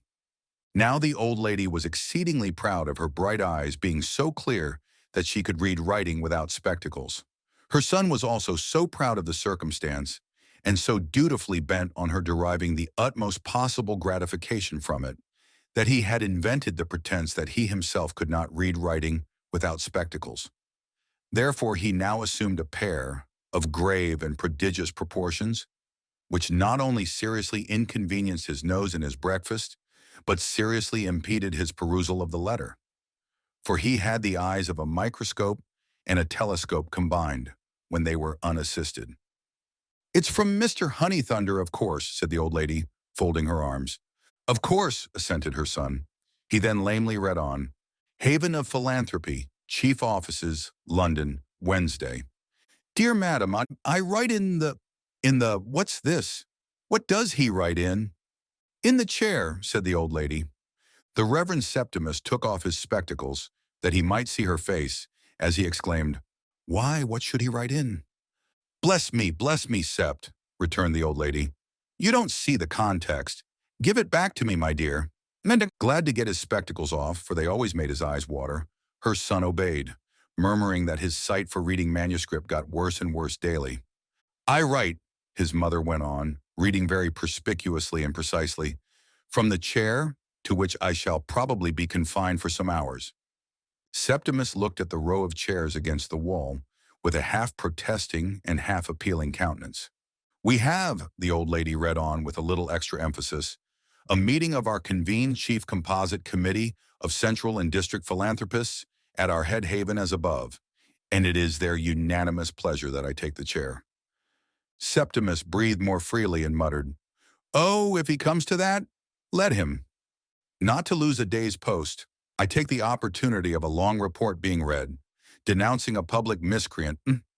"It is a most extraordinary thing," interposed the gentle minor canon, laying down his knife and fork to rub his ear in a vexed manner, "that these philanthropists are always denouncing somebody, and it is another most extraordinary thing that they are always so violently flush of miscreants." "Denouncing a public miscreant," the old lady resumed, "to get our little affair of business off my mind. I have spoken with my two wards, Neville and Helena Landless, on the subject of their defective education, and they give in to the plan proposed, as I should have taken good care they did, whether they liked it or not." "And it is another most extraordinary thing," remarked the minor canon in the same tone as before, "that these philanthropists are so given to seizing their fellow creatures by the scruff of the neck, and, as one may say, bumping them into the paths of peace. I beg your pardon, ma dear, for interrupting. Therefore, dear madam, you will please prepare your son, the Rev. Mr. Septimus, to expect Neville as an inmate to be read with on Monday next. On the same day, Helena will accompany him to Cloisterham, to take up her quarters at the nun's house, the establishment recommended by yourself and son jointly. Please likewise to prepare for her reception and tuition there. The terms in both cases are understood to be exactly as stated to me in writing by yourself, when I opened a correspondence with you on this subject, after the honor of being introduced to you at your sister's house in town here. With compliments to the Reverend Mr. Septimus, I am, dear madam, your affectionate brother, in philanthropy, Luke Honeythunder. "Well, ma," said Septimus after a little more rubbing of his ear, "we must try it. There can be no doubt that we have room for an inmate, and that I have time to bestow upon him, and inclination too. I must confess to feeling rather glad that he is not Mr. Honeythunder himself. Though that seems wretchedly prejudiced, does it not? For I never saw him. Is he a large man, ma?" "I should call him a large man, my dear," the old lady replied after some hesitation, "but that his voice is so much larger." "Than himself?" "Than anybody." "Ha!" said Septimus, and finished his breakfast as if the flavor of the superior family souchong, and also of the ham and toast and eggs, were a little on the wane. Mrs. Crisparkle's sister, another piece of Dresden china, and matching her so neatly that they would have made a delightful pair of ornaments for the two ends of any capacious old-fashioned chimney-piece, and by right should never have been seen apart, was the childless wife of a clergyman holding corporation preferment in London City. Mr. Honeythunder, in his public character of professor of philanthropy, had come to know Mrs. Crisparkle during the last rematching of the china ornaments, in other words, during her last annual visit to her sister. After a public occasion of a philanthropic nature, when certain devoted orphans of tender years had been glutted with plum buns and plump bumptiousness. These were all the antecedents known in Minor Canon Corner of the coming pupils. "I am sure you will agree with me, Ma," said Mr. Crisparkle, after thinking the matter over, "that the first thing to be done is to put these young people as much at their ease as possible. There is nothing disinterested in the notion, because we cannot be at our ease with them unless they are at their ease with us. Now Jasper's nephew is down here at present, and like takes to like, and youth takes to youth. He is a cordial young fellow, and we will have him to meet the brother and sister at dinner. That's 3. We can't think of asking him without asking Jasper. That's 4. Add Miss Twinkleton and the fairy bride that is to be, and that's 6. Add our 2 selves, and that's 8. Would 8 at a friendly dinner at all put you out, Ma?" "9 would, Sept," returned the old lady, visibly nervous. "My dear Ma, I particularize 8. The exact size of the table in the room, my dear." So it was settled that way, and when Mr. Crisparkle called with his mother upon Miss Twinkleton to arrange for the reception of Miss Helena Landless at the Nun's house, the 2 other invitations having reference to that establishment were proffered and accepted. Miss Twinkleton did indeed glance at the globes as regretting that they were not formed to be taken out into society, but became reconciled to leaving them behind. Instructions were then dispatched to the philanthropist for the departure and arrival, in good time for dinner, of Mr. Neville and Miss Helena, and stock for soup became fragrant in the air of Minor Canon Corner. In those days there was no railway to Cloisterham, and Mr. Sapsier said there never would be. Mr. Sapsier said more. He said there never should be. And yet, marvelous to consider, it has come to pass in these days that express trains don't think Cloisterham worth stopping at, but yell and whirl through it on their larger errands, casting the dust off their wheels as a testimony against its insignificance. Some remote fragment of main line to somewhere else there was, which was going to ruin the money market if it failed, and church and state if it succeeded, and, of course, the Constitution, whether or no. But even that had already so unsettled Cloisterham traffic that the traffic, deserting the high road, came sneaking in from an unprecedented part of the country by a back stable way, for many years labeled at the corner, "Beware of the dog." To this ignominious avenue of approach, Mr. Crisparkle repaired, awaiting the arrival of a short, squat omnibus with a disproportionate heap of luggage on the roof, like a little elephant with infinitely too much castle, which was then the daily service between Cloisterham and external mankind. As this vehicle lumbered up, Mr. Crisparkle could hardly see anything else of it, for a large outside passenger seated on the box, with his elbows squared and his hands on his knees, compressing the driver into a most uncomfortably small compass, and glowering about him with a strongly marked face. "Is this Cloisterham?" demanded the passenger in a tremendous voice. "It is," replied the driver, rubbing himself as if he ached after throwing the reins to the ostler. "And I never was so glad to see it." "Tell your master to make his box seat wider than," returned the passenger. "Your master is morally bound, and ought to be legally, under ruinous penalties, to provide for the comfort of his fellow man." The driver instituted, with the palms of his hands, a superficial perquisition into the state of his skeleton, which seemed to make him anxious. "Have I sat upon you?" asked the passenger. "You have," said the driver, as if he didn't like it at all. "Take that card, my friend." "I think I won't deprive you on it," returned the driver, casting his eyes over it with no great favor, without taking it. "What's the good of it to me?" "Be a member of that society," said the passenger. "What shall I get by it?" asked the driver. "Brotherhood," returned the passenger in a ferocious voice. "Thank'ee," said the driver very deliberately as he got down. "My mother was contented with myself, and so am I. I don't want no brothers." "But you must have them," replied the passenger, also descending. Whether you like it or not, I am your brother.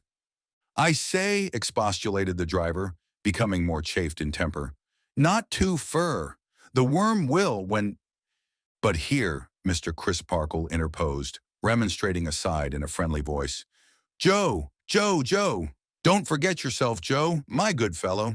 And then, when Joe peaceably touched his hat, accosting the passenger with, Mr. Honeythunder? That is my name, sir. My name is Crisparkle. Reverend Mr. Septimus, glad to see you, sir. Neville and Helena are inside. Having a little succumbed of late, under the pressure of my public labors, I thought I would take a mouthful of fresh air and come down with them and return at night. So you are the Reverend Mr. Septimus, are you? Surveying him on the whole with disappointment and twisting a double eyeglass by its ribbon, as if he were roasting it, but not otherwise using it. Ha! I expected to see you older, sir. I hope you will, was the good-humored reply. Eh? Demanded Mr. Honeythunder. Only a poor little joke. Not worth repeating. Joke? I never see a joke, Mr. Honeythunder frowningly retorted. A joke is wasted upon me, sir.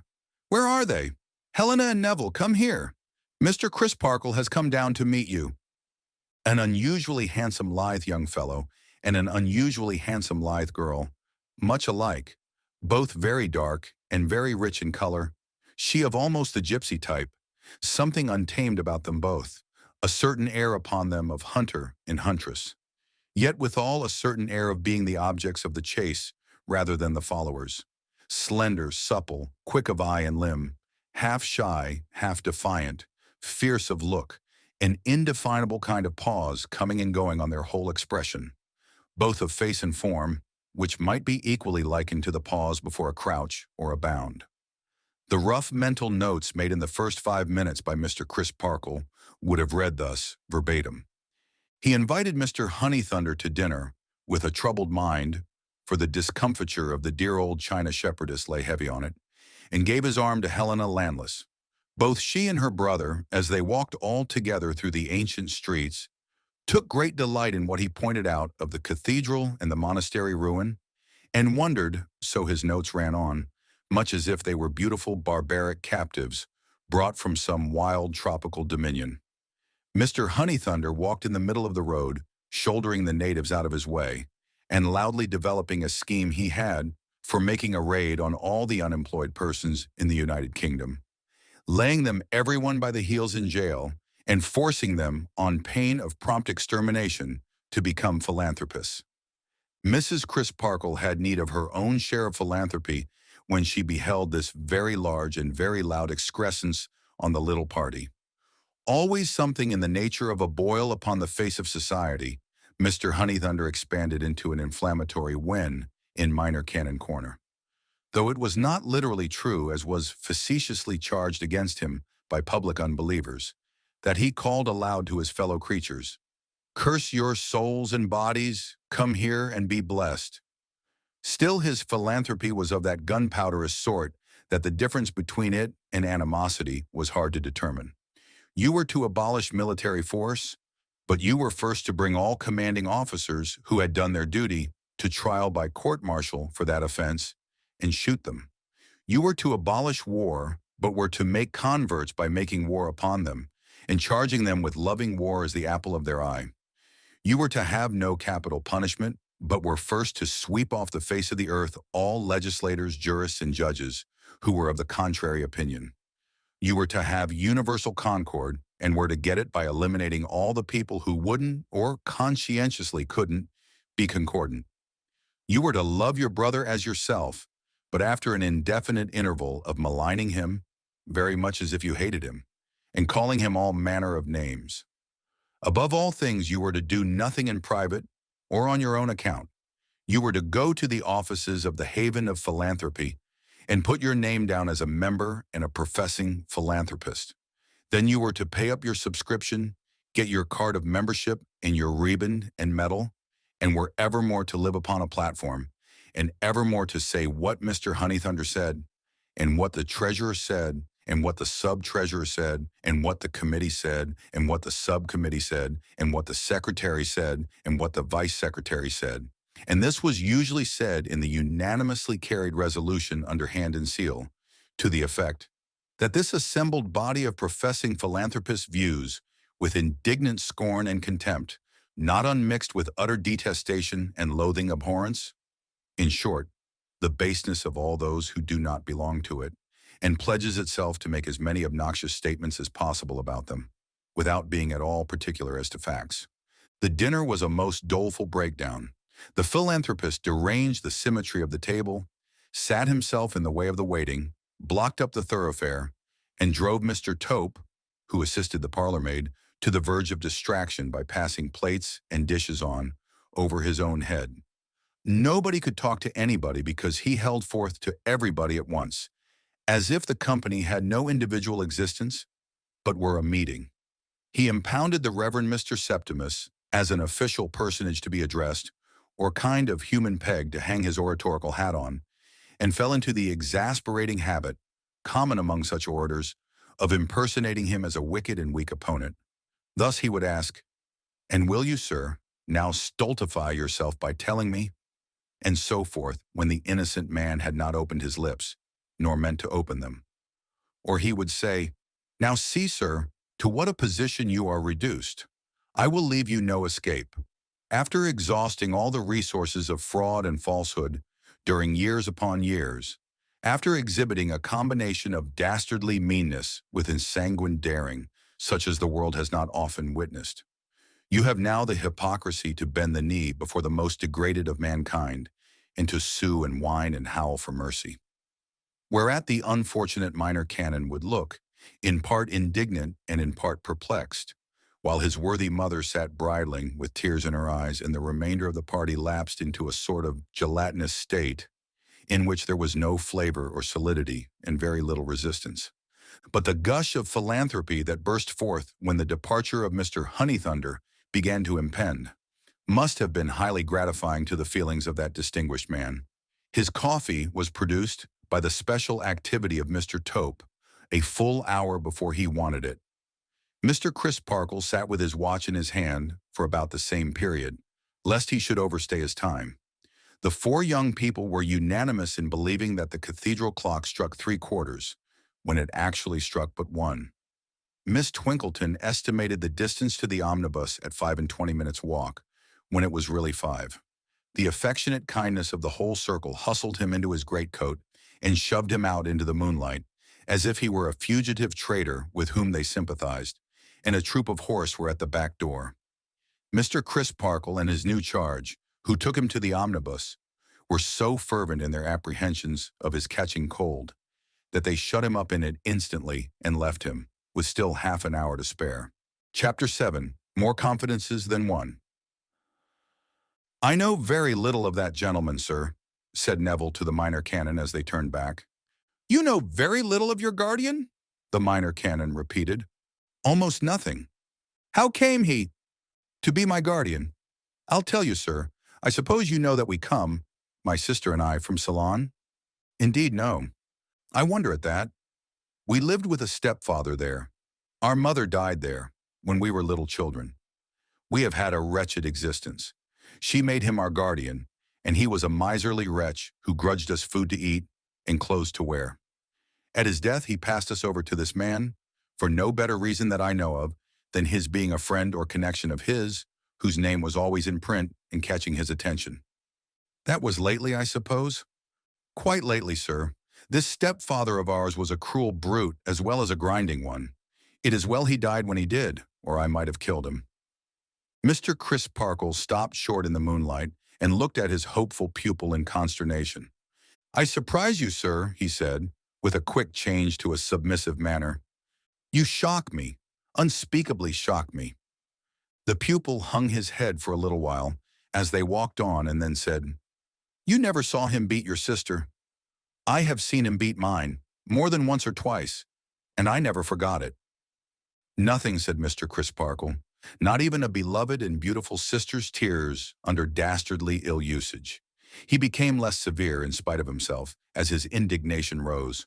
"Could justify those horrible expressions that you used. I am sorry I used them, and especially to you, sir. I beg to recall them. But permit me to set you right on one point. You spoke of my sister's tears. My sister would have let him tear her to pieces before she would have let him believe that he could make her shed a tear. Mr. Crisparkle reviewed those mental notes of his and was neither at all surprised to hear it nor at all disposed to question it. Perhaps you will think it strange, sir, this was said in a hesitating voice, that I should so soon ask you to allow me to confide in you and to have the kindness to hear a word or two from me in my defense? Defense? Mr. Crisparkle repeated. You are not on your defense, Mr. Neville. I think I am, sir. At least I know I should be, if you were better acquainted with my character. Well, Mr. Neville, was the rejoinder, what if you leave me to find it out? Since it is your pleasure, sir, answered the young man, with a quick change in his manner to sullen disappointment, since it is your pleasure to check me in my impulse, I must submit. There was that in the tone of this short speech which made the conscientious man, to whom it was addressed, uneasy. It hinted to him that he might, without meaning it, turn aside a trustfulness beneficial to a misshapen young mind, and perhaps to his own power of directing and improving it. They were within sight of the lights in his windows, and he stopped. Let us turn back and take a turn or two up and down, Mr. Neville, or you may not have time to finish what you wish to say to me. You are hasty in thinking that I mean to check you. Quite the contrary. I invite your confidence. You have invited it, sir, without knowing it, ever since I came here. I say ever since, as if I had been here a week. The truth is, we came here, my sister and I, to quarrel with you and affront you and break away again. Really, said Mr. Crisparkle, at a dead loss for anything else to say. You see, we could not know what you were beforehand, sir. Could we? Clearly not, said Mr. Crisparkle, and having liked no one else with whom we have ever been brought into contact, we had made up our minds not to like you. Really, said Mr. Crisparkle again, but we do like you, sir, and we see an unmistakable difference between your house and your reception of us, and anything else we have ever known. This, and my happening to be alone with you, and everything around us seeming so quiet and peaceful after Mr. Honeythunder's departure, and Cloisterham being so old and grave and beautiful, with the moon shining on it, these things incline me to open my heart. I quite understand, Mr. Neville, and it is salutary to listen to such influences.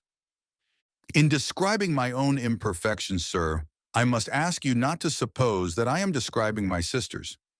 She has come out of the disadvantages of our miserable life as much better than I am, as that cathedral tower is higher than those chimneys.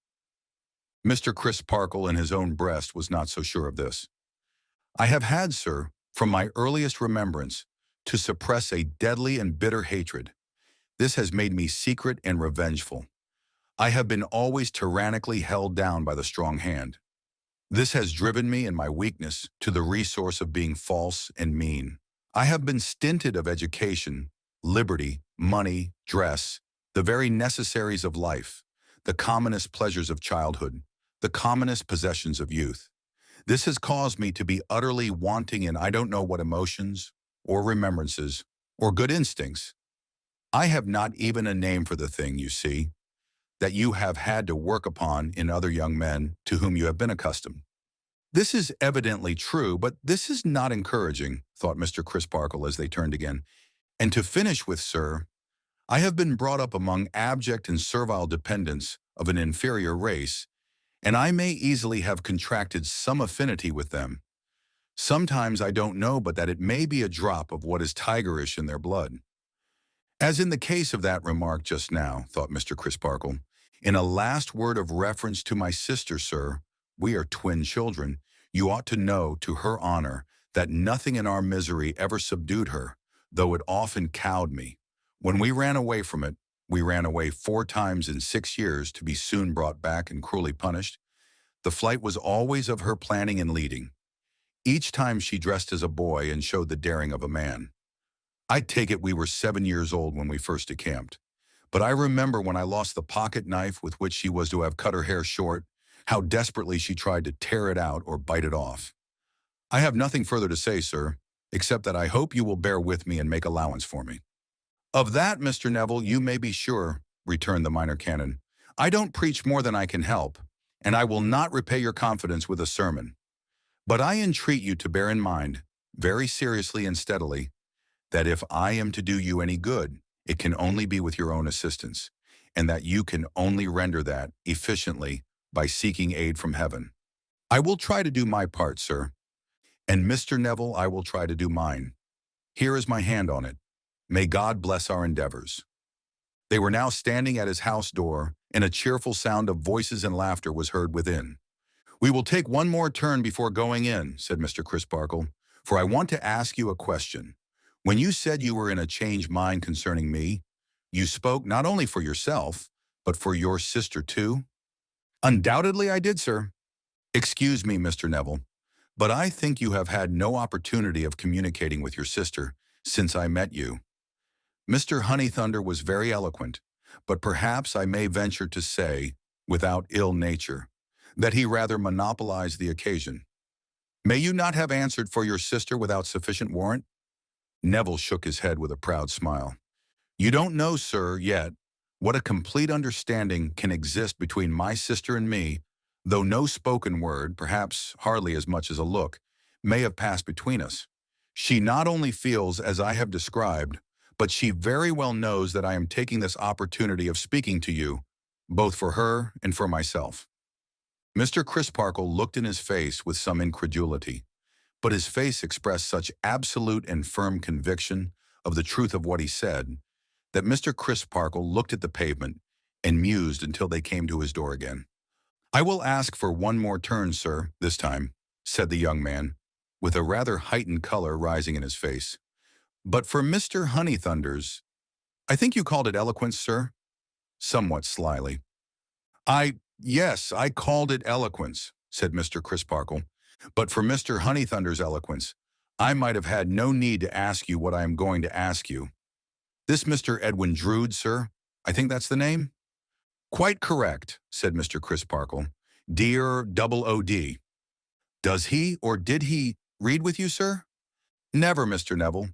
He comes here visiting his relation, Mr. Jasper. Is Miss Budd his relation too, sir? Now why should he ask that with sudden superciliousness? Thought Mr. Crisparkle. Then he explained aloud what he knew of the little story of their betrothal. Oh, that's it, is it? Said the young man. I understand his air of proprietorship now. This was said so evidently to himself, or to anybody rather than Mr. Crisparkle, that the latter instinctively felt as if to notice it would be almost tantamount to noticing a passage in a letter which he had read by chance over the writer's shoulder. A moment afterwards they re-entered the house. Mr. Jasper was seated at the piano as they came into his drawing room, and was accompanying Miss Rosebud while she sang. It was a consequence of his playing the accompaniment without notes, and of her being a heedless little creature, very apt to go wrong, that he followed her lips most attentively with his eyes as well as hands, carefully and softly hinting the key note from time to time.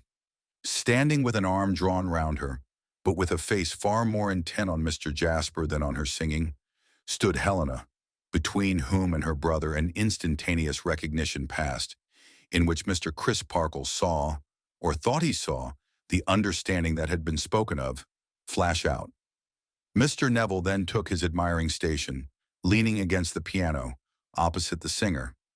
Mr. Crisparkle sat down by the china shepherdess. Edwin Drood gallantly furled and unfurled Miss Twinkleton's fan, and that lady passively claimed that sort of exhibitor's proprietorship in the accomplishment on view, which Mr. Tope, the verger, daily claimed in the cathedral service. Illustration. At the piano, the song went on. It was a sorrowful strain of parting, and the fresh young voice was very plaintive and tender. As Jasper watched the pretty lips, and ever and again hinted the one note, as though it were a low whisper from himself, the voice became less steady, until all at once the singer broke into a burst of tears and shrieked out, with her hands over her eyes, "I can't bear this! I am frightened! Take me away!" With one swift turn of her lithe figure, Helena laid the little beauty on a sofa, as if she had never caught her up. Then on one knee beside her, and with one hand upon her rosy mouth, while with the other she appealed to all the rest, Helena said to them, It's nothing. It's all over. Don't speak to her for 1 minute, and she is well." Jasper's hands had, in the same instant, lifted themselves from the keys and were now poised above them, as though he waited to resume. In that attitude he yet sat quiet, not even looking round, when all the rest had changed their places and were reassuring one another. "Pussy's not used to an audience, that's the fact," said Edwin Drood. "She got nervous and couldn't hold out. Besides, Jack, you are such a conscientious master and require so much that I believe you make her afraid of you." "No wonder." "No wonder," repeated Helena. "There, Jack, you hear. You would be afraid of him under similar circumstances, wouldn't you, Miss Landless?" "Not under any circumstances," returned Helena. Jasper brought down his hands, looked over his shoulder, and begged to thank Miss Landless for her vindication of his character. Then he fell to dumbly playing, without striking the notes, while his little pupil was taken to an open window for air, and was otherwise petted and restored. When she was brought back, his place was empty. "Jack's gone, Pussy," Edwin told her. "I am more than half afraid he didn't like to be charged with being the monster who had frightened you."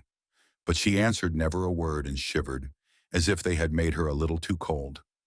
Miss Twinkleton, now opining that indeed these were late hours, Mrs. Crisparkle, for finding ourselves outside the walls of the nun's house, and that we who undertook the formation of the future wives and mothers of England, the last words in a lower voice, as requiring to be communicated in confidence, were really bound, voice coming up again, to set a better example than one of rakish habits. Wrappers were put in requisition, and the two young cavaliers volunteered to see the ladies home. It was soon done, and the gate of the nun's house closed upon them. The boarders had retired, and only Mrs. Tisher in solitary vigil awaited the new pupil. Her bedroom being within Rosa's, very little introduction or explanation was necessary before she was placed in charge of her new friend and left for the night. "This is a blessed relief, my dear," said Helena. "I have been dreading all day that I should be brought to bay at this time." "There are not many of us," returned Rosa, "and we are good-natured girls. At least the others are. I can answer for them." "I can answer for you," laughed Helena, searching the lovely little face with her dark, fiery eyes and tenderly caressing the small figure. "You will be a friend to me, won't you?"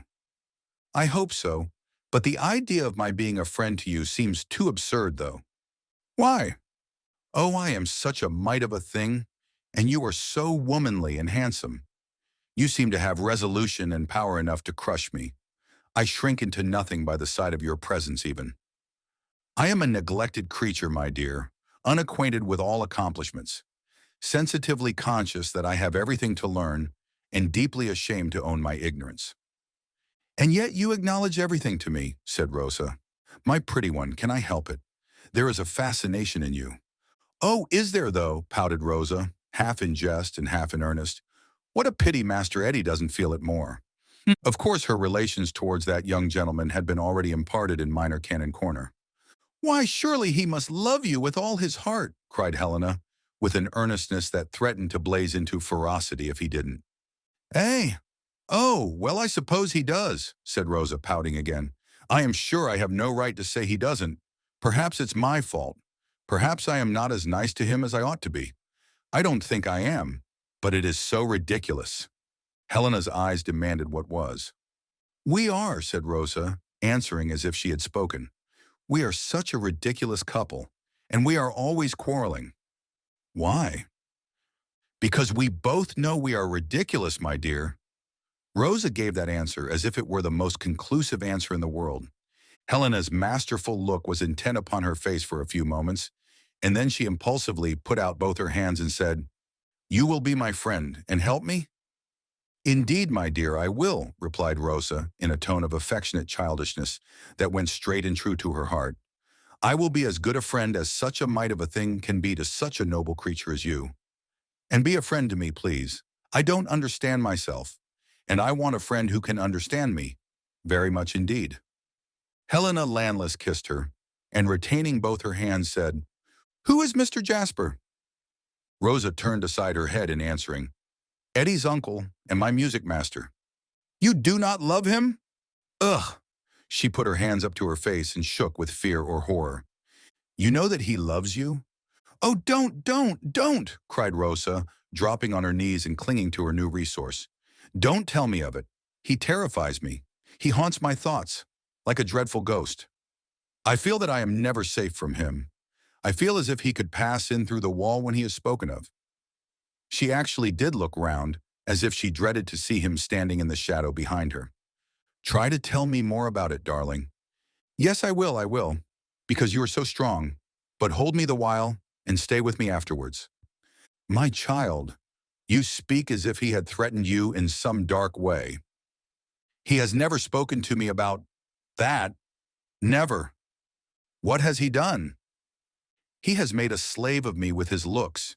He has forced me to understand him without his saying a word, and he has forced me to keep silence without his uttering a threat. When I play, he never moves his eyes from my hands. When I sing, he never moves his eyes from my lips. When he corrects me and strikes a note or a chord or plays a passage, he himself is in the sounds, whispering that he pursues me as a lover and commanding me to keep his secret. I avoid his eyes, but he forces me to see them without looking at them. Even when a glaze comes over them, which is sometimes the case, and he seems to wander away into a frightful sort of dream in which he threatens most. He obliges me to know it and to know that he is sitting close at my side, more terrible to me than ever. What is this imagined threatening, pretty one? What is threatened? I don't know. I have never even dared to think or wonder what it is. And was this all tonight?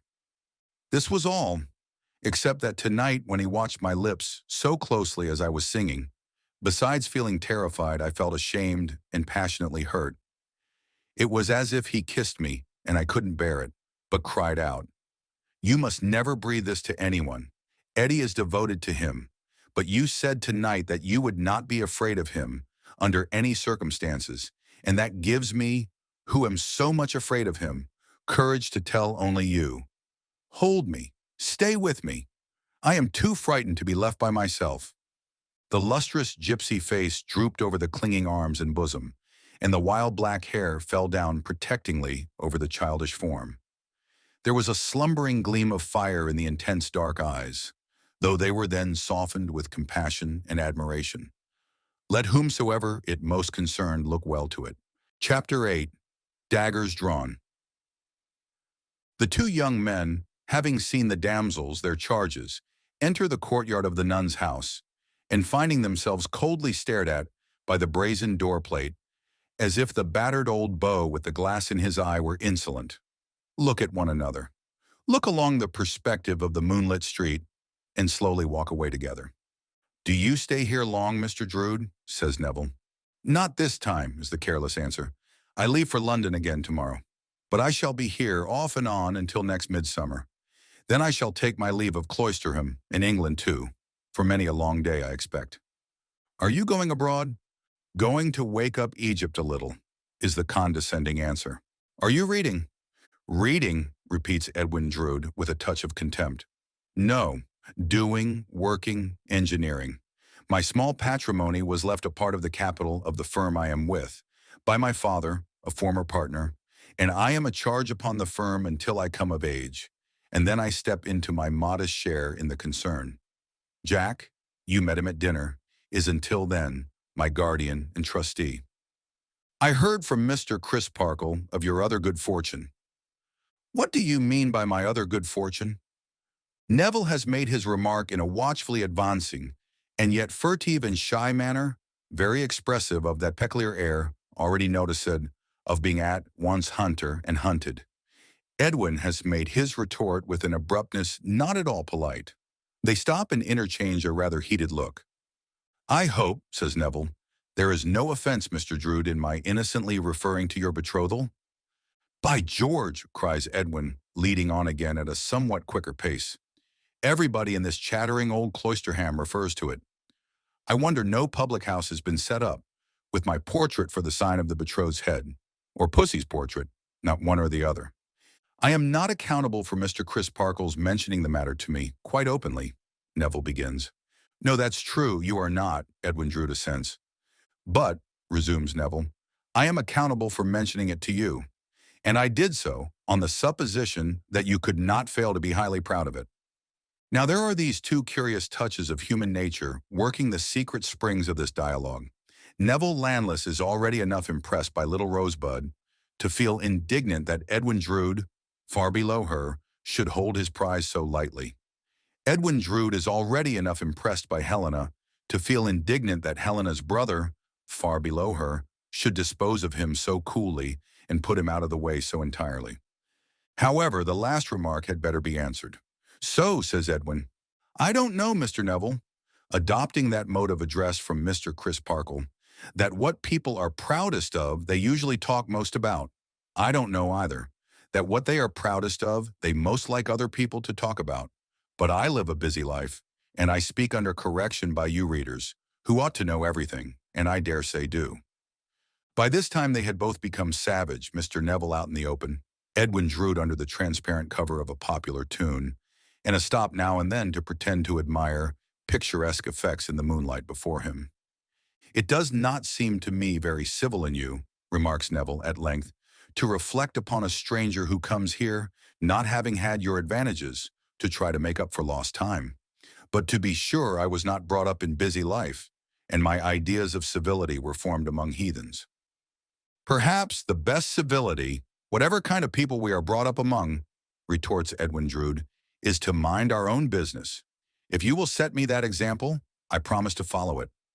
Do you know that you take a great deal too much upon yourself? Is the angry rejoinder, and that in the part of the world I come from, you would be called to account for it? By whom, for instance? Asked Edwin Drood, coming to a halt, and surveying the other with a look of disdain. But here a startling right hand is laid on Edwin's shoulder, and Jasper stands between them. For it would seem that he too has strolled round by the nun's house, and has come up behind them on the shadowy side of the road. Ned, Ned, Ned, he says, we must have no more of this. I don't like this. I have overheard high words between you two. Remember, my dear boy, you are almost in the position of host tonight. You belong, as it were, to the place, and in a manner represent it towards a stranger. Mr. Neville is a stranger, and you should respect the obligations of hospitality. And Mr. Neville, laying his left hand on the inner shoulder of that young gentleman and thus walking on between them, hand to shoulder on either side. You will pardon me, but I appeal to you to govern your temper too. Now what is amiss? But why ask? Let there be nothing amiss, and the question is superfluous. We are all three on a good understanding, are we not? After a silent struggle between the two young men who shall speak last, Edwin Drood strikes in with, So far as I am concerned, Jack, there is no anger in me. Nor in me, says Neville Landless, though not so freely, or perhaps so carelessly. But if Mr. Drood knew all that lies behind me, far away from here, he might know better how it is that sharp-edged words have sharp edges to wound me. Perhaps, says Jasper in a soothing manner, we had better not qualify our good understanding. We had better not say anything having the appearance of a remonstrance or condition. It might not seem generous. Frankly and freely, you see there is no anger in Ned. Frankly and freely, there is no anger in you, Mr. Neville. None at all, Mr. Jasper. Still, not quite so frankly or so freely, or be it said once again, not quite so carelessly perhaps. All over then. Now my bachelor gatehouse is a few yards from here, and the heater is on the fire, and the wine and glasses are on the table, and it is not a stone's throw from Minor Canon Corner. Ned, you are up and away tomorrow. We will carry Mr. Neville in with us to take a stirrup cup. With all my heart, Jack, and with all mine, Mr. Jasper. Neville feels it impossible to say less, but would rather not go. He has an impression upon him that he has lost hold of his temper, feels that Edwin Drood's coolness, so far from being infectious, makes him red hot. Mr. Jasper, still walking in the center, hand to shoulder on either side, beautifully turns the refrain of a drinking song, and they all go up to his rooms. There, the first object visible, when he adds the light of a lamp to that of the fire, is the portrait over the chimney-piece. It is not an object calculated to improve the understanding between the two young men, as rather awkwardly reviving the subject of their difference. Accordingly, they both glance at it consciously but say nothing. Jasper, however, who would appear from his conduct to have gained but an imperfect clue to the cause of their late high words, directly calls attention to it. "You recognize that picture, Mr. Neville?" shading the lamp to throw the light upon it. "I recognize it, but it is far from flattering the original." "Oh, you are hard upon it. It was done by Ned, who made me a present of it." "I am sorry for that, Mr. Drood." Neville apologizes, with a real intention to apologize. "If I had known I was in the artist's presence—" "Oh, a joke, sir. A mere joke," Edwin cuts in, with a provoking yawn, a little humoring of Pussy's points. "I'm going to paint her gravely. One of these days, if she's good." The air of leisurely patronage and indifference with which this is said, as the speaker throws himself back in a chair and clasps his hands at the back of his head, as a rest for it, is very exasperating to the excitable and excited Neville. Jasper looks observantly from the one to the other, slightly smiles and turns his back to mix a jug of mulled wine at the fire. It seems to require much mixing and compounding. "I suppose, Mr. Neville," says Edwin, quick to resent the indignant protest against himself in the face of young Landless, which is fully as visible as the portrait, or the fire, or the lamp. "I suppose that if you painted the picture of your lady love—" "I can't paint," is the hasty interruption.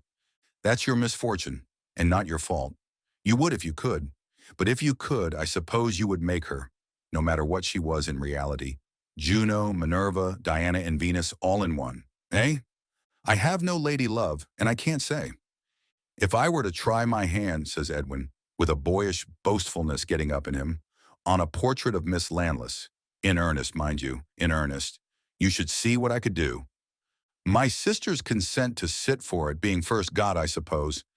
As it never will be got, I am afraid I shall never see what you can do. I must bear the loss." Jasper turns round from the fire, fills a large goblet glass for Neville, fills a large goblet glass for Edwin, and hands each his own, then fills for himself, saying, "Come, Mr. Neville, we are to drink to my nephew Ned, as it is his foot that is in the stirrup. Metaphorically, our stirrup cup is to be devoted to him. Ned, my dearest fellow, my love." Jasper sets the example of nearly emptying his glass, and Neville follows it. Edwin Drood says, "Thank you both very much," and follows the double example. "Look at him," cries Jasper, stretching out his hand admiringly and tenderly, though rallyingly too. "See where he lounges so easily, Mr. Neville. The world is all before him where to choose. A life of stirring work and interest, a life of change and excitement, a life of domestic ease and love. Look at him." Edwin Drood's face has become quickly and remarkably flushed with the wine. So has the face of Neville Landless. Edwin still sits thrown back in his chair, making that rest of clasped hands for his head. "See how little he heeds it all." Jasper proceeds in a bantering vein. "It is hardly worth his while to pluck the golden fruit that hangs ripe on the tree for him. And yet consider the contrast, Mr. Neville. You and I have no prospect of stirring work and interest, or of change and excitement, or of domestic ease and love. You and I have no prospect, unless you are more fortunate than I am, which may easily be, but the tedious, unchanging round of this dull place." "Upon my soul, Jack," says Edwin complacently, "I feel quite apologetic for having my way smoothed as you describe. But you know what I know, Jack, and it may not be so very easy as it seems after all. May it, Pussy?" to the portrait with a snap of his thumb and finger. "We have got to hit it off yet, haven't we, Pussy? You know what I mean, Jack." Illustration. On dangerous ground. His speech has become thick and indistinct. Jasper, quiet and self-possessed, looks to Neville as expecting his answer or comment. When Neville speaks, his speech is also thick and indistinct. "It might have been better for Mr. Drood to have known some hardships," he says defiantly. "Pray," retorts Edwin, turning merely his eyes in that direction.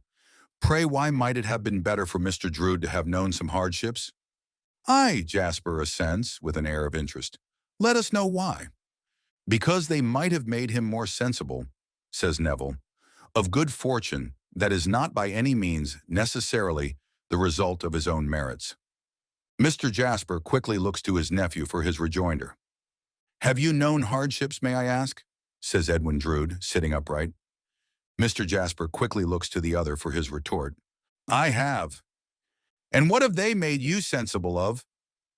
Mr. Jasper's play of eyes between the two holds good throughout the dialogue, to the end. I have told you once before tonight. You have done nothing of the sort. I tell you I have, that you take a great deal too much upon yourself. You added something else to that, if I remember. Yes, I did say something else. Say it again.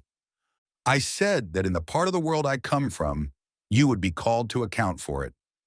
Only there, cries Edwin Drood with a contemptuous laugh. A long way off, I believe. Yes, I see. That part of the world is at a safe distance. Say here, then, rejoins the other, rising in a fury. Say anywhere. Your vanity is intolerable. Your conceit is beyond endurance. You talk as if you were some rare and precious prize instead of a common boaster. You are a common fellow and a common boaster. Pooh, pooh, says Edwin Drood, equally furious, but more collected. How should you know? You may know a black common fellow, or a black common boaster, when you see him, and no doubt you have a large acquaintance that way, but you are no judge of white men. This insulting allusion to his dark skin infuriates Neville to that violent degree that he flings the dregs of his wine at Edwin Drood and is in the act of flinging the goblet after it, when his arm is caught in the nick of time by Jasper. Ned, my dear fellow, he cries in a loud voice, I entreat you, I command you, to be still. There has been a rush of all the three, and a clattering of glasses and overturning of chairs. Mr. Neville, for shame! Give this glass to me. Open your hand, sir. I will have it. But Neville throws him off and pauses for an instant, in a raging passion, with the goblet yet in his uplifted hand. Then he dashes it down under the grate with such force that the broken splinters fly out again in a shower, and he leaves the house. When he first emerges into the night air, nothing around him is still or steady. Nothing around him shows like what it is. He only knows that he stands with a bare head in the midst of a blood-red whirl, waiting to be struggled with and to struggle to the death. But nothing happening, and the moon looking down upon him as if he were dead after a fit of wrath, he holds his steam hammer beating head and heart and staggers away. Then he becomes half-conscious of having heard himself bolted and barred out, like a dangerous animal, and thinks, what shall he do? Some wildly passionate ideas of the river dissolve under the spell of the moonlight on the cathedral and the graves, and the remembrance of his sister, and the thought of what he owes to the good man, who has but that very day won his confidence and given him his pledge. He repairs to Minor Canon Corner and knocks softly at the door. It is Mr. Crisparkle's custom to sit up last of the early household, very softly touching his piano and practicing his favorite parts in concerted vocal music. The south wind that goes where it lists, by way of Minor Canon Corner, on a still night, is not more subdued than Mr. Crisparkle at such times, regardful of the slumbers of the China shepherdess. His knock is immediately answered by Mr. Crisparkle himself. When he opens the door, candle in hand, his cheerful face falls, and disappointed amazement is in it. Mr. Neville, in this disorder, where have you been? I have been to Mr. Jasper's, sir, with his nephew. Come in. The minor canon props him by the elbow with a strong hand, in a strictly scientific manner, worthy of his morning trainings, and turns him into his own little book room and shuts the door. I have begun ill, sir. I have begun dreadfully ill. Too true, you are not sober, Mr. Neville. I am afraid I am not, sir, though I can satisfy you at another time that I have had a very little indeed to drink, and that it overcame me in the strangest and most sudden manner. Mr. Neville, says the minor canon, shaking his head with a sorrowful smile, I have heard that as said before. I think, my mind is much confused, but I think it is equally true of Mr. Jasper's nephew, sir. Very likely, is the dry rejoinder. We quarreled, sir. He insulted me most grossly. He had heated that tigerish blood I told you of today before then. Mr. Neville, rejoins the minor canon, mildly but firmly, I request you not to speak to me with that clenched right hand. Unclench it, if you please. He goaded me, sir, pursues the young man, instantly obeying. Beyond my power of endurance, I cannot say whether or no he meant it at first, but he did it. He certainly meant it at last. In short, sir, with an irrepressible outburst, in the passion into which he lashed me, I would have cut him down if I could, and I tried to do it. You have clenched that hand again, is Mr. Crisparkle's quiet commentary. I beg your pardon, sir. You know your room, for I showed it you before dinner, but I will accompany you to it once more. Your arm, if you please. Softly, for the house is all abed. Scooping his hand into the same scientific elbow rest as before, and backing it up with the inert strength of his arm, as skillfully as a police expert, and with an apparent repose quite unattainable by novices, Mr. Crisparkle conducts his pupil to the pleasant and orderly old room prepared for him. Arrived there, the young man throws himself into a chair, and flinging his arms upon his reading table, rests his head upon them with an air of wretched self-reproach. The gentle minor canon has had it in his thoughts to leave the room, without a word, but looking round at the door, and seeing this dejected figure, he turns back to it, touches it with a mild hand, says good night. A sob is his only acknowledgement. He might have had many a worse, perhaps could have had few better. Another soft knock at the outer door attracts his attention as he goes downstairs. He opens it to Mr. Jasper, holding in his hand the pupil's hat. We have had an awful scene with him, says Jasper in a low voice. Has it been so bad as that? Murderous! Mr. Crisparkle remonstrates. No, no, no. Do not use such strong words. He might have laid my dear boy dead at my feet. It is no fault of his that he did not, but that I was, through the mercy of God, swift and strong. With him, he would have cut him down on my hearth. The phrase smites home.